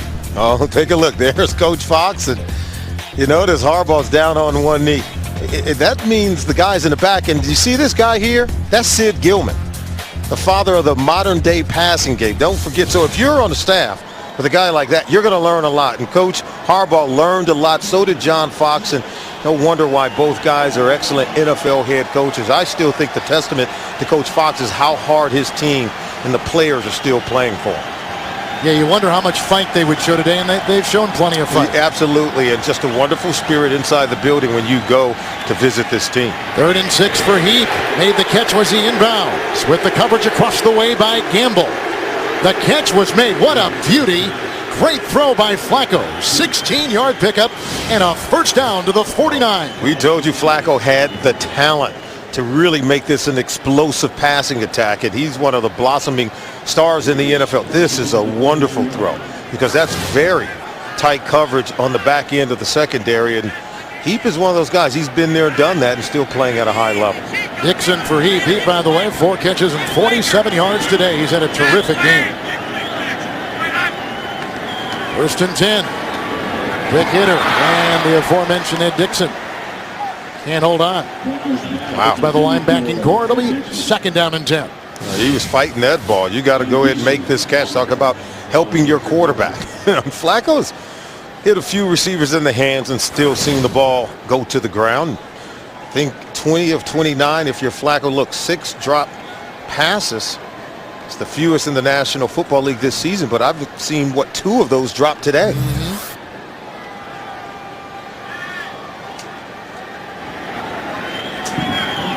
2nd and 10. Up the middle they come. Rice caught the blitzing linebacker. Flacco gets away from Johnson. Oh, he fumbled the ball. He was hit on the play by Everett Brown at the 35. Looks like he jumped on the ball, losing 14. It is Baltimore's ball. Boy, they were running right at him. Flacco may have tried to do too much. We talk about quarterbacks, and you've seen Brian St. Pierre just get rid of the ball. When you get out of the pocket, you're in harm's way. No one is open. You've got to get rid of the ball. Now Flacco. There was a foul on the. There was a flag on the play for illegal contact. However, the quarterback was out of the pocket, so there is no foul. 3rd down. 3rd and 24. Yeah, quarterback out of the pocket. He could be running, so you can make contact with the receiver down the field. But we talk about when do you give up on the play? I think right now, get down, hold on to the ball. You should have thrown it away, but you can ill afford the turnover at any point in the ball game, but certainly now. Don't want to give anything to the Carolina Panthers. You see Michael Orr there, number 74. He went to Mississippi. He's from Memphis. You've seen the movie and read the book, The Blind Side. His high school teammate, Greg Hardy, is on the defensive line for Carolina. They have not gone head-to-head today, and he's been in for a handful of plays. One of the interesting stories of this game, 3rd and 24. They need the 41 of Carolina. Look at the defensive configuration. Confusing for Flacco. Has to call a timeout. Wisely done. He says, hey, we can't run against that. We don't even know who to protect. There was only 2 guys with their hand on the ground, which means it's really difficult to call your protections because all the protections start with counting how many hands are on the ground. Those are the guys you want to block, and then you try to figure out who's coming on the blitz. And if no one put their hand on the ground, then how do you begin your count in the protection scheme? John Harbaugh was talking to some scouts here in the press box before the game. They think he's got the makings of a Dick Vermeil type guy, a long-term head coach, great communication skills. Yes. He was in Philadelphia a long time under Andy Reid, and it was Bill Belichick's suggestion to the ownership of the Baltimore Ravens that they interview this guy, and once he interviewed, they said, that's our guy. He's the son of a coach. Yes. You know, his dad that coach with Bo Schembechler at the University of Michigan. He's been around coaching his entire life, and I just love his temperament and his ability to teach the game. 5 defensive backs, 3rd and 24 after the Baltimore timeout. Then they got to get to the 41. Rice, Burke is out there. Yonda is out there. Maul is out there. And he gets the catch run to the 47. 13-yard pickup, well shy of the first down. The defense again holds for the Carolina Panthers. Remember, Jason Garrett, he was the guy interviewed for this job with the Baltimore Ravens. Jason Garrett decided to stay and remain in Dallas. It opened the door for John Harbaugh. And I think the Baltimore Ravens, they knew what they had once they interviewed Coach Harbaugh. And I really shudder to think what could have happened maybe if they would have signed Jason Garrett. Not that he would not have been successful, but to think that the Ravens would have missed out on this guy, that would be something extra. Jordan Pugh is the player down. And when you think about the succession of coaches in that Baltimore organization, you've talked about this already today, but they have maintained a very high level of performance before Brian Billick and now, of course, with John Harbaugh. Yeah, I think when you have been successful as an organization, consistency at the head coaching position, even at the upper levels of management, it all plays a part in it. You go back to Ted Marchibroda, and then, of course, Brian Billick, who they won a Super Bowl with him, and now Coach John Harbaugh. And I think this guy is capable of winning a Super Bowl before it's all said and done. And I think Ozzie Newsome and I think Bisciotti, the ownership, they all know what they have in Coach Harbaugh. And, you know, he talked about his good friend John Fox on the other side, and they're 1-8. They're going through their struggles. And he says, yeah, but I don't feel sorry for him. He said he knows all coaches go through those tough, difficult times, but his job to win football games. You mentioned Bisciotti. I talked with Al Saunders, one of the offensive coaches of Baltimore. He said the environment with the Ravens is amongst the best, if not the best, he has ever worked under. Munnerlyn from the 8. Dance his way, and finally the long snapper, Morgan Cox, helped knock him out of bounds. 6-yard return, 45-yard punt. He'll be out of bounds at the 14-yard line. Wednesday on Showtime. Warren Sapp, Phil Simms, you saw Collinsworth, and you saw James Brown. They come your way on cable's longest-running show, the multi-award-winning Inside the NFL, every Wednesday on Showtime. One of my favorite shows. Yeah, and always watch it. Must-see really, TV. Yeah, really good stuff. And I tell you what you could expect in every game, every single weekend, and reason why games are won and lost. And now getting back to the field, Brian St. Pierre's got to get this offense moving with the Panthers. He's 8 of 18 today, 51 yards. Blitz is on, 1st and 10. Woodson, Dwan Landry just blew up that play, throwing him for a 2-yard loss. Landry on the move. He's had a good game. The loss back to the 12-yard line. On 1st and 10, the tendency is to run the football. Every now and then you got to blitz the run, and Landry was able to do it, getting the tackle in the backfield of the Carolina Panthers. Welcome back to Charlotte, North Carolina, and the NFL on CBS, where more people watch the NFL this season than any other network. With Solomon Wilcox and our entire CBS crew, we are in Charlotte with the 2nd and 12, beginning the 4th quarter. Brian St. Pierre. Dropping it outside was the receiver, Devin Thomas. Could not hold on. Thomas is a third-year receiver out of Michigan State who has not caught a pass this season. Oh, we told you that Brian St. Pierre needs more help, and we're not making excuses for him, but you've got to make that catch if you're Thomas. I mean, you nearly fumbled the ball without contact. He tried to run before he made the grab, and only 3 offensive players have touched the ball on offense for the Panthers. Mike Goodson's done a good job of running and catching it. 2 catches by Steve Smith, and then Jeff King has made a catch. Everyone else has put the ball on the ground. I think he heard Reed coming. He heard him and saw him coming. Yeah, into the nickel. 3rd and 12. Going deep, and they got Geddes. There he goes. He's being chased. Wilson can't get him. He is gone. Can you believe it?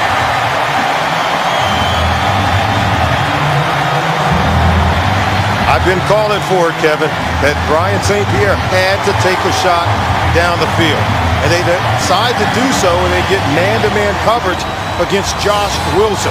And take a look at this over to the left side. Look at the max protection, keeping the running back in. Goodson doesn't know who to block. But then they're able to get the ball down the field to a streaking David Geddes, a blossoming star, a rookie in this offense. But boy, is he one magnificent player. What a throw by St. Pierre. Longest play from scrimmage this season by the Carolina Panthers. Casey, 20-13. Seconds into the 4th quarter. The rookie from Baylor, David Geddes. St. Pierre's pass right on the money. And the Panthers are back in business. Doesn't matter when you put those yards and those points on the board, because Brian St. Pierre, before this game, his first 6 seasons, and then that last drive, bang. His first 6 seasons in his career. Right. Only 15 yards passing, and he eclipsed that in 1 throw on that pass drive. Jalen Parmley. Zig out there, and then brought down on the play nicely by special teamer C.J. Wilson. A 24-yard return to the 23. This week, Dave's all new with Jerry Seinfeld and Medal of Honor recipient Staff Sergeant Sal Junta. Plus tomorrow, Jessica Simpson, followed by Craig Ferguson. That's only on CBS. Well, Pittsburgh, the team that Baltimore is tied in first place with, is leading Oakland 21-3. Josh Wilson was just burned by a rookie. And now Flacco's got a whole new game to contend with. He's got to make some plays and try to get some points back on the board. Rice in the backfield offers the block. 1st and 10 for Flacco. Johnson hit by Anderson. LaRon McClain whacked by Marshall. Gain of 4 and works his way to the 27. And Kevin, now you notice the energy here in the building at Bank of America Stadium. And look at the energy for the defense. They're playing faster. They sense that they're in this game and have an opportunity for an upset. And they know as well as we do that the Ravens have blown a 4th quarter lead 3 times so far this season, most recently in a Thursday night game against the Atlanta Falcons. 2nd down and 6.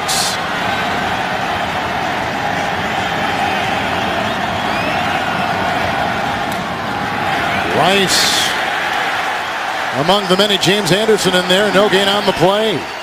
They'll stay at the 27. Beeson as well, and now they're going to be forced to put the ball in the air on 3rd down. And I think you've got to try to dial up some pressure, but can you match up man-to-man outside against the weapons that Cam Cameron is putting on the football field? Ron Meeks, the defensive coordinator, got to decide, do you bring pressure forcing the early throw by Flacco and risk man-to-man coverage on the outside where they've been working on these corners all day long? 6 in the secondary. 3rd and 6. Flag is down. Bolden, 1st down run, and he's up to the 47-yard line. And he was brought down by Martin. Flag is down. Yep, 20-yard catch and run. And as I said, a flag is thrown at the 29-yard line across the way. Did they pick the coverage player, Richard Marshall, in the secondary? Offensive players call it a rub. On defense, we call it a pick. Okay? Right. A different point of view. There are 2 fouls on the play, both on the offense. Illegal shift, 2 players moving at the same time. Number 81, that penalty is declined. Bolden. Pass interference, also on the offense. Number 86, 10-yard penalty. Replay 3rd down. Heap. Pass interference, they're calling it a rub or a pick. Heap on number 31, Richard Marshall. That's what allows the receiver. You wonder why a guy gets wide open? Now watch here. This is that bunch formation. Now watch Heap.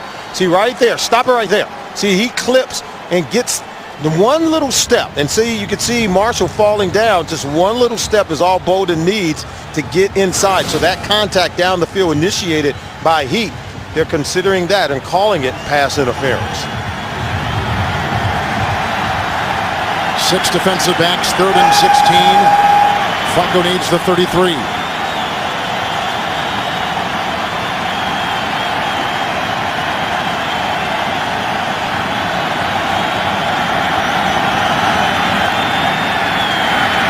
Hit. Rice. Down. Anderson was there, 7-yard catch and run. Also getting hit on the play, Charles Johnson. Baltimore has got a punt, another 3 and out. Yeah, they're going to get pressure on your quarterback. You have to hold it for a considerable period of time to be able to convert 3rd and long. Against a 3-man rush, Flacco's been taught to be patient. You should never get to the quarterback when you're rushing 3 and have 5 guys blocking for you, but you can see the protection didn't hold up for Joe Flacco. Montreal is deep back for Sam Cook. No wind. Good punt. 16 hang time of 4-6. Munnerlyn dancing, whacked down the play and brought down by linebacker Jason Phillips. 60-yard punt, 6-yard return. The 1-8 Panthers have new life with Brian St. Pierre. Brian St. Pierre just threw an 88-yard touchdown pass moments ago, and here he is. He was with the Ravens back in 05 and back at Steve McNair and Kyle Bowler. 1st and 10 from the 24, and Goodson, who's been a nice constant for that offense today and picking up a gain of a yard. He's up to the 25-yard line. A bunch of guys got their hand on him. And Brian St. Pierre, he talked about, he said, this is a great opportunity. I think he understands that this is his way back into the National Football League, and he's got to probably have lost some sleep this week, saying that, you know what, I'm going up against one of the best defenses in the NFL. As you look at the comparable numbers here in the second half, he's outplayed Joe Flacco, moving his team down the field in the second half of the ball game. On 2nd and 9, Geddes. Carver's over there. Reed brings him down about the 29-yard line, and he picks up 4 on the play. He was at home, was this quarterback, St. Pierre in Boston, looking at a career in broadcasting. He's 30 years of age. He has an 18-month-old son. His wife is pregnant with their second. He was looking at life beyond football. And now he has new life because there's young quarterbacks on the roster. Jimmy Clausen's a rookie. Tony Pike is a rookie. And you need a veteran quarterback, I think, somewhere in the mix to stabilize your offense. And that's what he's given them here in the second half. 3rd and 5. Great time. Great blocking.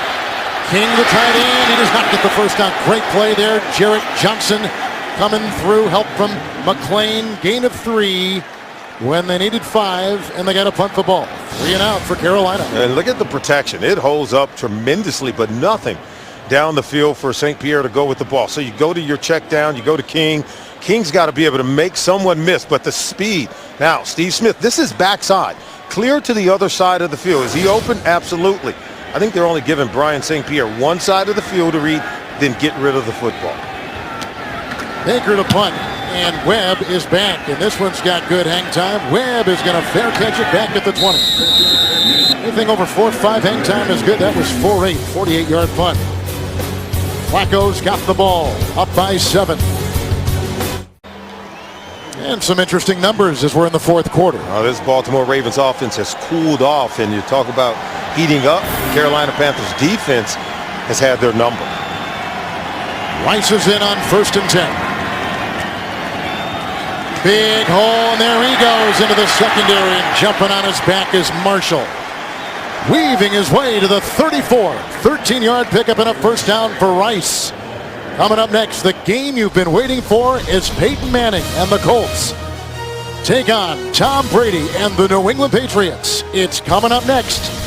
You'll all see it right here on CBS. I love the design of that previous play on the run by Ray Rice. Use Ray Rice to close out the ball game and slam the door shut. 1st and 10. Rice again. Good block by Yanda. Picking up 4 yards on the play. Tackle made by Nick Hayden, and Solomon spot him near the 38-yard line. So many coaches that you talk to around the National Football League, when they talk about the running game, they know it's a passing league in the National Football League, but the time to run the ball is in that 4-minute offense, or when you get into the fourth quarter. Feed Ray Rice. You can see what he's done today in terms of his overall production, but they want him to be productive in the fourth quarter, slamming the door shut, eating time off the clock, not giving the ball back to the Panthers. It's 2nd down and 6. McClain with the block in time for Flacco. Now they come at him, and it's Heap uncovered. First down, brought down by Sherrod Martin, deep into Carolina territory at the 33. A catch and run of 30 yards, a big day for Todd Heap. Now watch the tackles. Look at Yanda. Look at the protection in the backfield by McClain, and then the movement at the quarterback position by Joe Flacco, getting it to Todd Heap, who I thought ran a wonderful route. He was initially covered, but then he started back, and watch him here. See, and well, that's just another play. He was able to detach from coverage, and then they go with the quick snap and give the ball to Ray Rice. Rice for 4. Godfrey the stop, and just updating Heap. He's caught it today 6 times. 69 yards. 20 career games with over 100 yards from scrimmage combined, both receiving and rushing the football. So he's a weapon. We talked about the many weapons on this Ravens offense, and now we're seeing Ray Rice heat it up. Flacco with 301 yards through the air. 2nd down and 6. Rice again. They bunch up and make the stop near the 28-yard line. It is a gain of 1. All kinds of bodies for the Panthers coming off that pile. It'll be 3rd down, and they had Martin back there making the stop. So we saw a big run from Ray Rice on this drive, the big throw and completion to Todd Heap, but Ray Rice, I think, has been the focal point. Now as we get to 3rd down, if you're the Carolina Panthers and you want to try to win a game here at home, their only win this season have come against the San Francisco 49ers. Cam Cameron knows this is a huge 3rd down conversion opportunity. Okay, he is in on 3rd down and 5.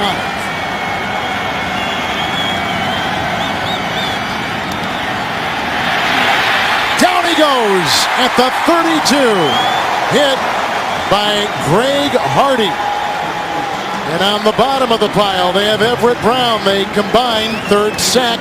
Loss of 3, back to the 31. A good controlled rush lanes. Watch how they pinch the pocket, coming, and they contain them, force them to step up in the pocket, then they're able to come away with a sack. I just thought it was good controlled pass rush and excellent coverage on the back end in the secondary. Here is a 49-yard try by Billy Cundiff.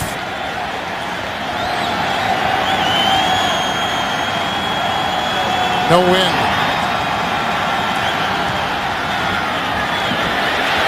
The distance, and he gets it. 23-13. That's a big field goal. Under 6 to play.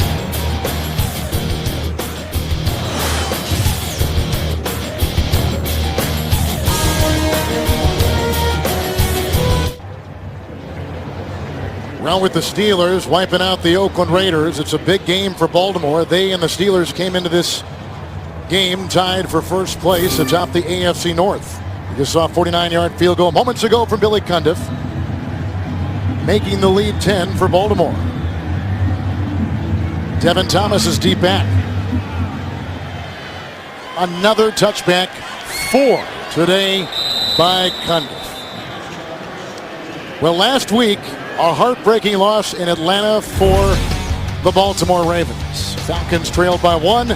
65 seconds left in the fourth quarter. Matt Ryan led a 7-play, 80-yard drive. Roddy White was the big star. A catch there, and then the clincher right here. Falcons won it 26-21. Trying to avoid a fourth quarter letdown here against a 1-8 Carolina team. They lead now by 10. Yeah, the Ravens allowed 3 touchdowns in the final 5 possessions of the game for the Atlanta Falcons. They have to improve in these situations in the fourth quarter. From the 20, it's Mike Goodson on 1st and 10. Not a lot there. Jarrett Johnson saw to that, shuts the door, loss of a yard. Carolina, 12 total yards. And of course, when they start at their own 20 or worse, they're not moving the ball well at all. So usually move the ball with better field position.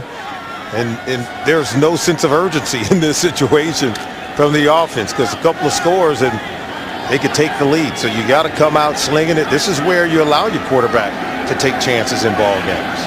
Goodson, by the way, today, 19 carries and 96 yards, 2nd down and 11. They'll leak him out here. Incomplete. Suggs, Redding, we're in the vicinity. Greg getting back. Greg and St. Pierre were teammates at one time. You can see there's the protection. The thrown behind him a little bit, trying to get it away from the defender. Now they're facing 3rd and long. These are the situations where the offense has not been able to thrive, where Brian St. Pierre has not been able to convert in 3rd and long situations. Look at that, 1 of 11 on 3rd downs today.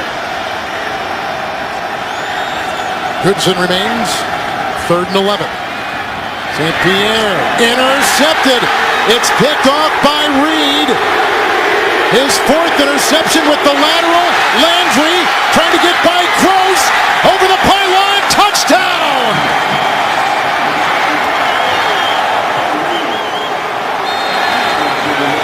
And that is the dagger. All day long we talked about Brian St. Pierre protecting the football, but there's a fine balance of protecting the football and then pushing the envelope, trying to do something special for your team. Well, the one guy you don't want to gamble against is Ed Reed. You know he's lurking back there somewhere. He's the quarterback of the defense, but watch this play.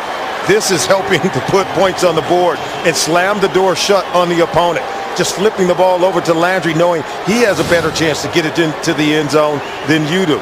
He is not a selfish ball player. I think it proves it right there. Now, he's got a bad ankle that he hurt last week in Atlanta. Maybe one of the reasons why he did pitch that ball away.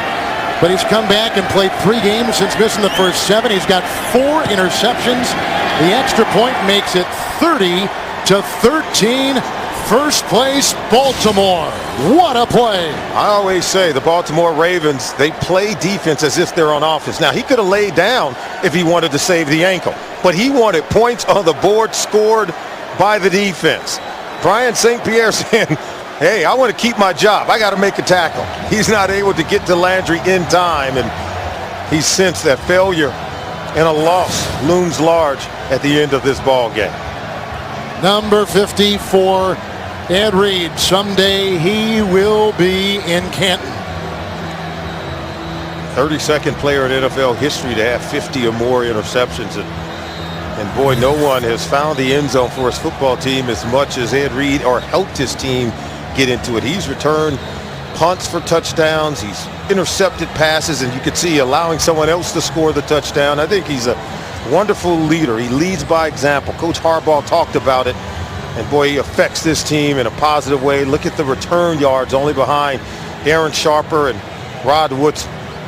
Look at that. And Deion Sanders. If you have your name on that list, there's no doubt. I think someday you're going to Canton. I think Sharper's going to be there. No doubt Deion Sanders, I think, expected to be a first-time ballot. Reed missed all of training camp with hip surgery that he had back in the spring. Came off the physically unable to perform list week 7. This is his 3rd game back. 4 interceptions. I mean, what a commanding presence. What a player. Sensational play right there. Landry then takes it in. The ensuing kickoff, and they'll bring it out. Devin Thomas up to the 21-yard line. That's a 26-yard return. Brian St. Pierre, he said of Ed Reed, he said he understands the game. He's like a quarterback. He said it's a chess match when you're playing against Ed Reed. He had practiced against this defense every single day as the scout team quarterback. He saw that defense with Ed Reed and Ray Lewis, and he understands the things they do. Now, knowing what to expect, and then avoiding the egregious error like what you saw in the interception. I think there are two different things. You got to know where Ed Reed is on every single play. St. Pierre hit by, oh, that's intercepted by Ray Lewis. Lewis breaks a tackle with Smith. He'll take it in. That's a touchdown. Ray Lewis. A 24-yard return. And Baltimore has jumped off to a 36. And how do you not see Ray Lewis moving into the passing lane? But he's good enough to disguise his intent from the quarterback. He breaks on the read. He's doing more than reading the eyes of the quarterback. He understands route combination. He allows the number 2 receiver across his face and breaks on number 1 outside. And then the pressure on Brian St. Pierre forces the early throw into coverage. So Ed Reed on one play, then the future Hall of Famers we talked about, Ray Lewis, on the next to slam the door shut. And that should do it. 37-13. Officially a 26-yard,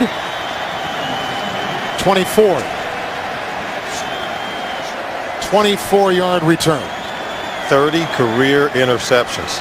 It's the most of any active linebacker, 8th all-time of linebackers in NFL history. I mean, he's of the likes of Jack Ham, who played on the outside, who was excellent in coverage, but for a middle linebacker to have that many interceptions, I think it's remarkable. And we can talk about Ray Lewis and say so many wonderful things about him, and they'll all be positive. You see Tony Pike, there's the other rookie who's a backup in today's game. He's second quarterback. He was told on Wednesday that Brian St. Pierre would be the starter. Jimmy Clausen was over there, and Ray Lewis. All-decade team, Super Bowl MVP, 7-time All-Pro, 11-time Pro Bowler. 2 defensive touchdowns in 11 seconds. Wow. We played that tape of the come-from-behind win for the Atlanta Falcons in the Thursday game, and something tells me they must have known that we were talking about it. We said that this was one of those moments where they had to prove if they have improved in that area. And then we get one interception by Ed Reed, another by Ray Lewis, both returned for touchdowns. And I think now we know the answer. Have they improved in that area? Absolutely. Cundiff with the kickoff. Devin Thomas. And Fabian Washington. Reed were there to make the stop.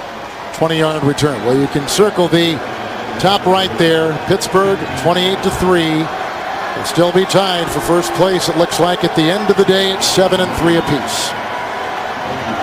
Cincinnati and Cleveland look like they may win their ball games. Well, actually, Cincinnati trailing Buffalo with 6 minutes to go, but that's a tough AFC North division. And the Baltimore Ravens, they plan on taking the lead. And think about it, had they won that game in Atlanta, they would have entered this week tied for the best record in the National Football League. But they've already beaten Pittsburgh once this year, and they still have a home game coming up against the Steelers.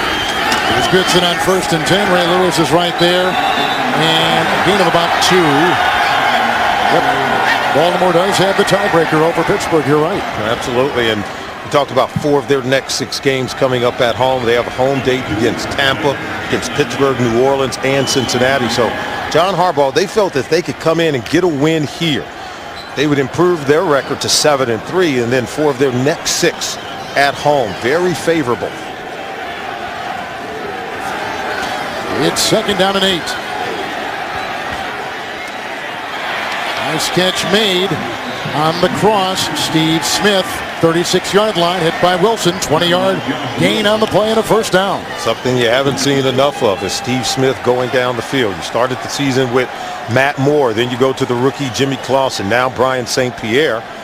And so Steve Smith is one of those lost commodities. We take a look at Wilson, but I don't know that they've been able to get the ball enough to Steve Smith given the level of quarterback play.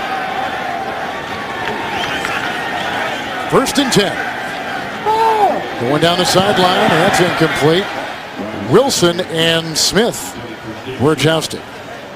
You mentioned this before, 4 of the next 6 at home. Absolutely. Tampa And then the big game on December 5th against the Pittsburgh Steelers, you could see some separation happening. And then that game on the road at Houston, because I think Houston is vying for a playoff spot. And then on the road at Cleveland. That Cleveland Brown football team is improving by the day under Eric Mangini.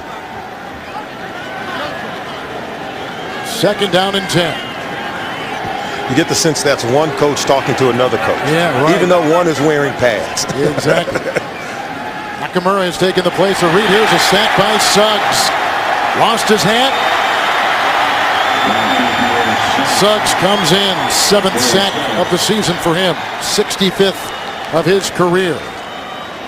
3rd sack today by Baltimore. Loss of 11. So many playmakers on this football team. So many on defense. We talked about the 15 Pro Bowlers on this roster, the most on any roster in the National Football League, and we've seen them all make plays. We've seen Ed Reed, Ray Lewis, now Terrell Suggs making those kinds of plays. They're all impact players. That's why you really got to like their chances of not only winning the division, but getting into the postseason and going very far. Ken Hamlin has come in to take the place of Landry. The new safeties. 3rd and 21. Goodson underneath.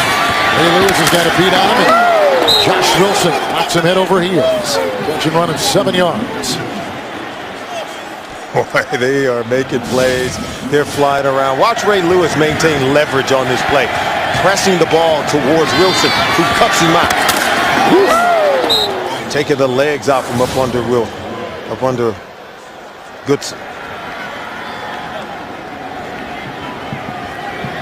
Ray Lewis's motor never stops, does it? I mean, no, he's got energy. Yeah, he does. Enough of 10 men. He does. Baker with the punt, and Lardarius Webb is back. Fair caught, 20-yard line. 47-yard punt. 2:02 to play, just before the 2-minute warning. Suggs with the sack. Ray Lewis has had an interception touchdown. Ed Reed picked one off and laterals over to DeJuan Landry, who then raced it in for a Baltimore touchdown. 2 defensive touchdowns, and they began things with a 56-yard touchdown pass. Flacco to Hushmanzada. The first possession of the day for the Baltimore Ravens. We asked Ray Lewis about the 4th quarter blown leads, the 3 times it's happened this year. As you can take a look, 300-yard passing game for Joe Flacco. He says, you know, we look at that and we take it personal. But we look at other opportunities earlier in the game where we could have put it away. I think they took care of business here in the 4th quarter. The offense set the table, then the defense slammed the door shut. Rice on the 2-yard gain, tackled by Hardy. We're at the 2-minute warning. Baltimore is going to go to their 7th win today. Coming up next on CBS, the game you've been waiting for as Peyton Manning and the Colts renew their red-hot rivalry with Tom Brady and the New England Patriots. It's next, right here on CBS. Can't wait to see that one, Kevin. Yes. And forget about the records. Forget about how many yards they've thrown for, touchdown passes. These two, I think they understand what the other is doing, even when they're not playing against each other. That's how competitive both quarterbacks are. 2-minute warning, 2nd down and 8, handoff Rice. Yanda leading the way. He became a father this week, did Marshall Yanda. Gain of 3 right there to the 25-yard line. More on that Colts-Patriots game. Remember last year that game was played in Indianapolis, and Bill Belichick decides to go for it on 4th down because he didn't want to give Peyton Manning another shot, and they couldn't put it away, and then the Colts go on to win that ball game. I thought it was an interesting chess match. It'd be interesting to see what Belichick decides to do if he's in that same situation in the game tonight.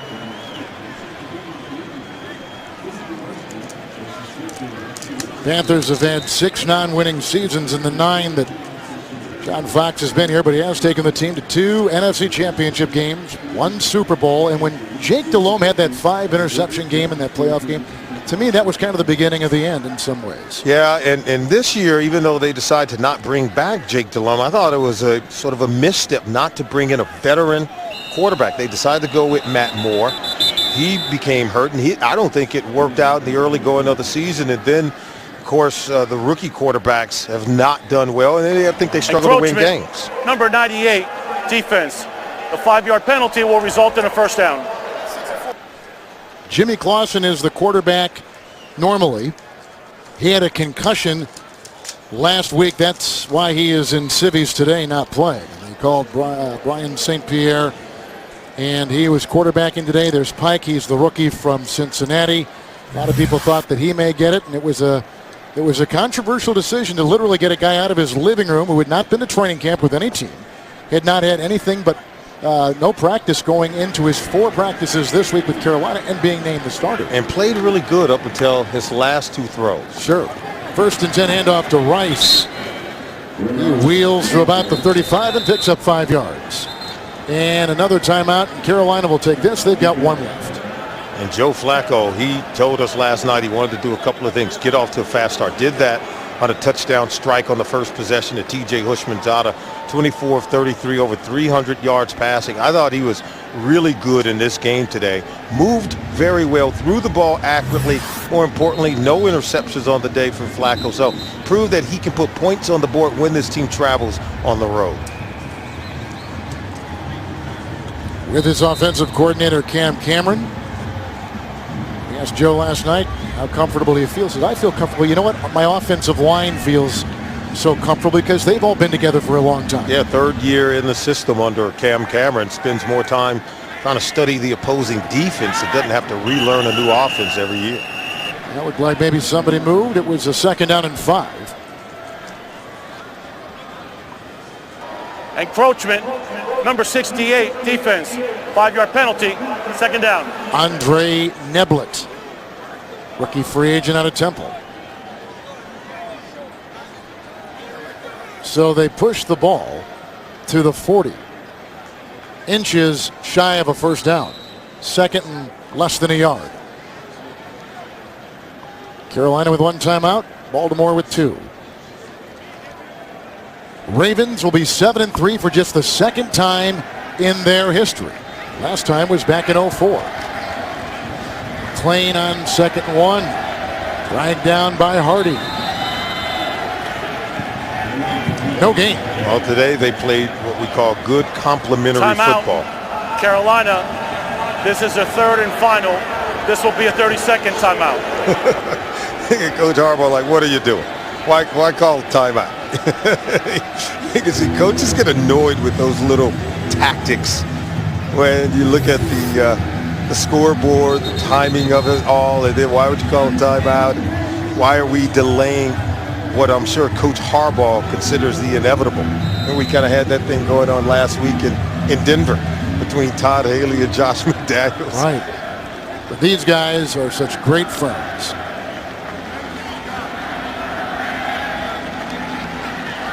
Third down and 2. Rice digging. Eason jumping on the top of the pile. No gain on the play. Landry at the bottom of that pile as well. So 4th down and 2. Carolina's out of timeouts. Clock continues to tick. Play clock is at 24. So they'll be just a little less than a minute, of course.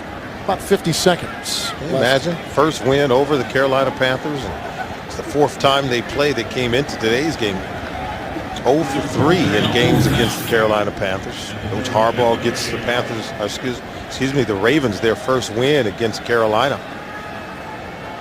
The Panthers will fall to 1-9 after their first 10 games this season. They'll take a timeout. Will Baltimore.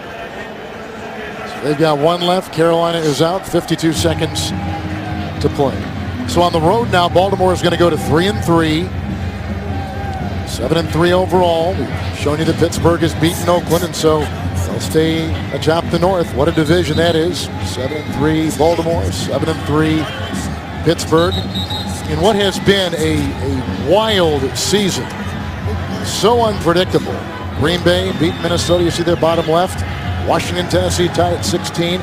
Chiefs getting back on track after losing 2 in a row on the road at Oakland and at Denver last week. Yeah, and then you have Denver and San Diego playing tomorrow night in the Monday night game, so that'll be huge. Kansas City could stay and remain in first place of that division.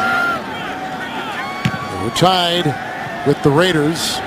Here is the punt, and out of bounds it'll go. Punt by Cook. And Carolina will get it with no timeouts and 45 seconds on the 4th quarter clock. Brian St. Pierre. What a week he's had. I mean, we talked about the 14-hour days and spending the night here at the facility and just trying to absorb as much as he could. Well, here's what's happened, because on all the highlight shows, you're going to see the 2 interceptions, both returned for touchdowns. And I think you could be lost in that if you only saw those 2 plays and didn't see how he had played for the whole game prior to that. And I think he played well. I think he gave his team a chance to win. A quarterback can only play in a cautious manner for so long. Sooner or later, you're going to be asked to make throws to win the game, and that's when the mistakes came. Goodson gets the draw. And he's up for a gain of 12 to the 47-yard line. So Goodson has started 2 games in his career, both games 100 yards or more. 100 last week against the Buccaneers and 110 today. And a legitimate 100 yards rushing, because he's run the ball very well from start to finish. Nada can't bring him down. Slippery Goodson goes to a first down to the 43-yard line. He'll pick up 9. There is a player, Mike Goodson, 2 years out of Texas A&M. 4th-round pick, 4th-team running back. D'Angelo Williams is on the injured list. Stewart is out. Sutton is gone. All right.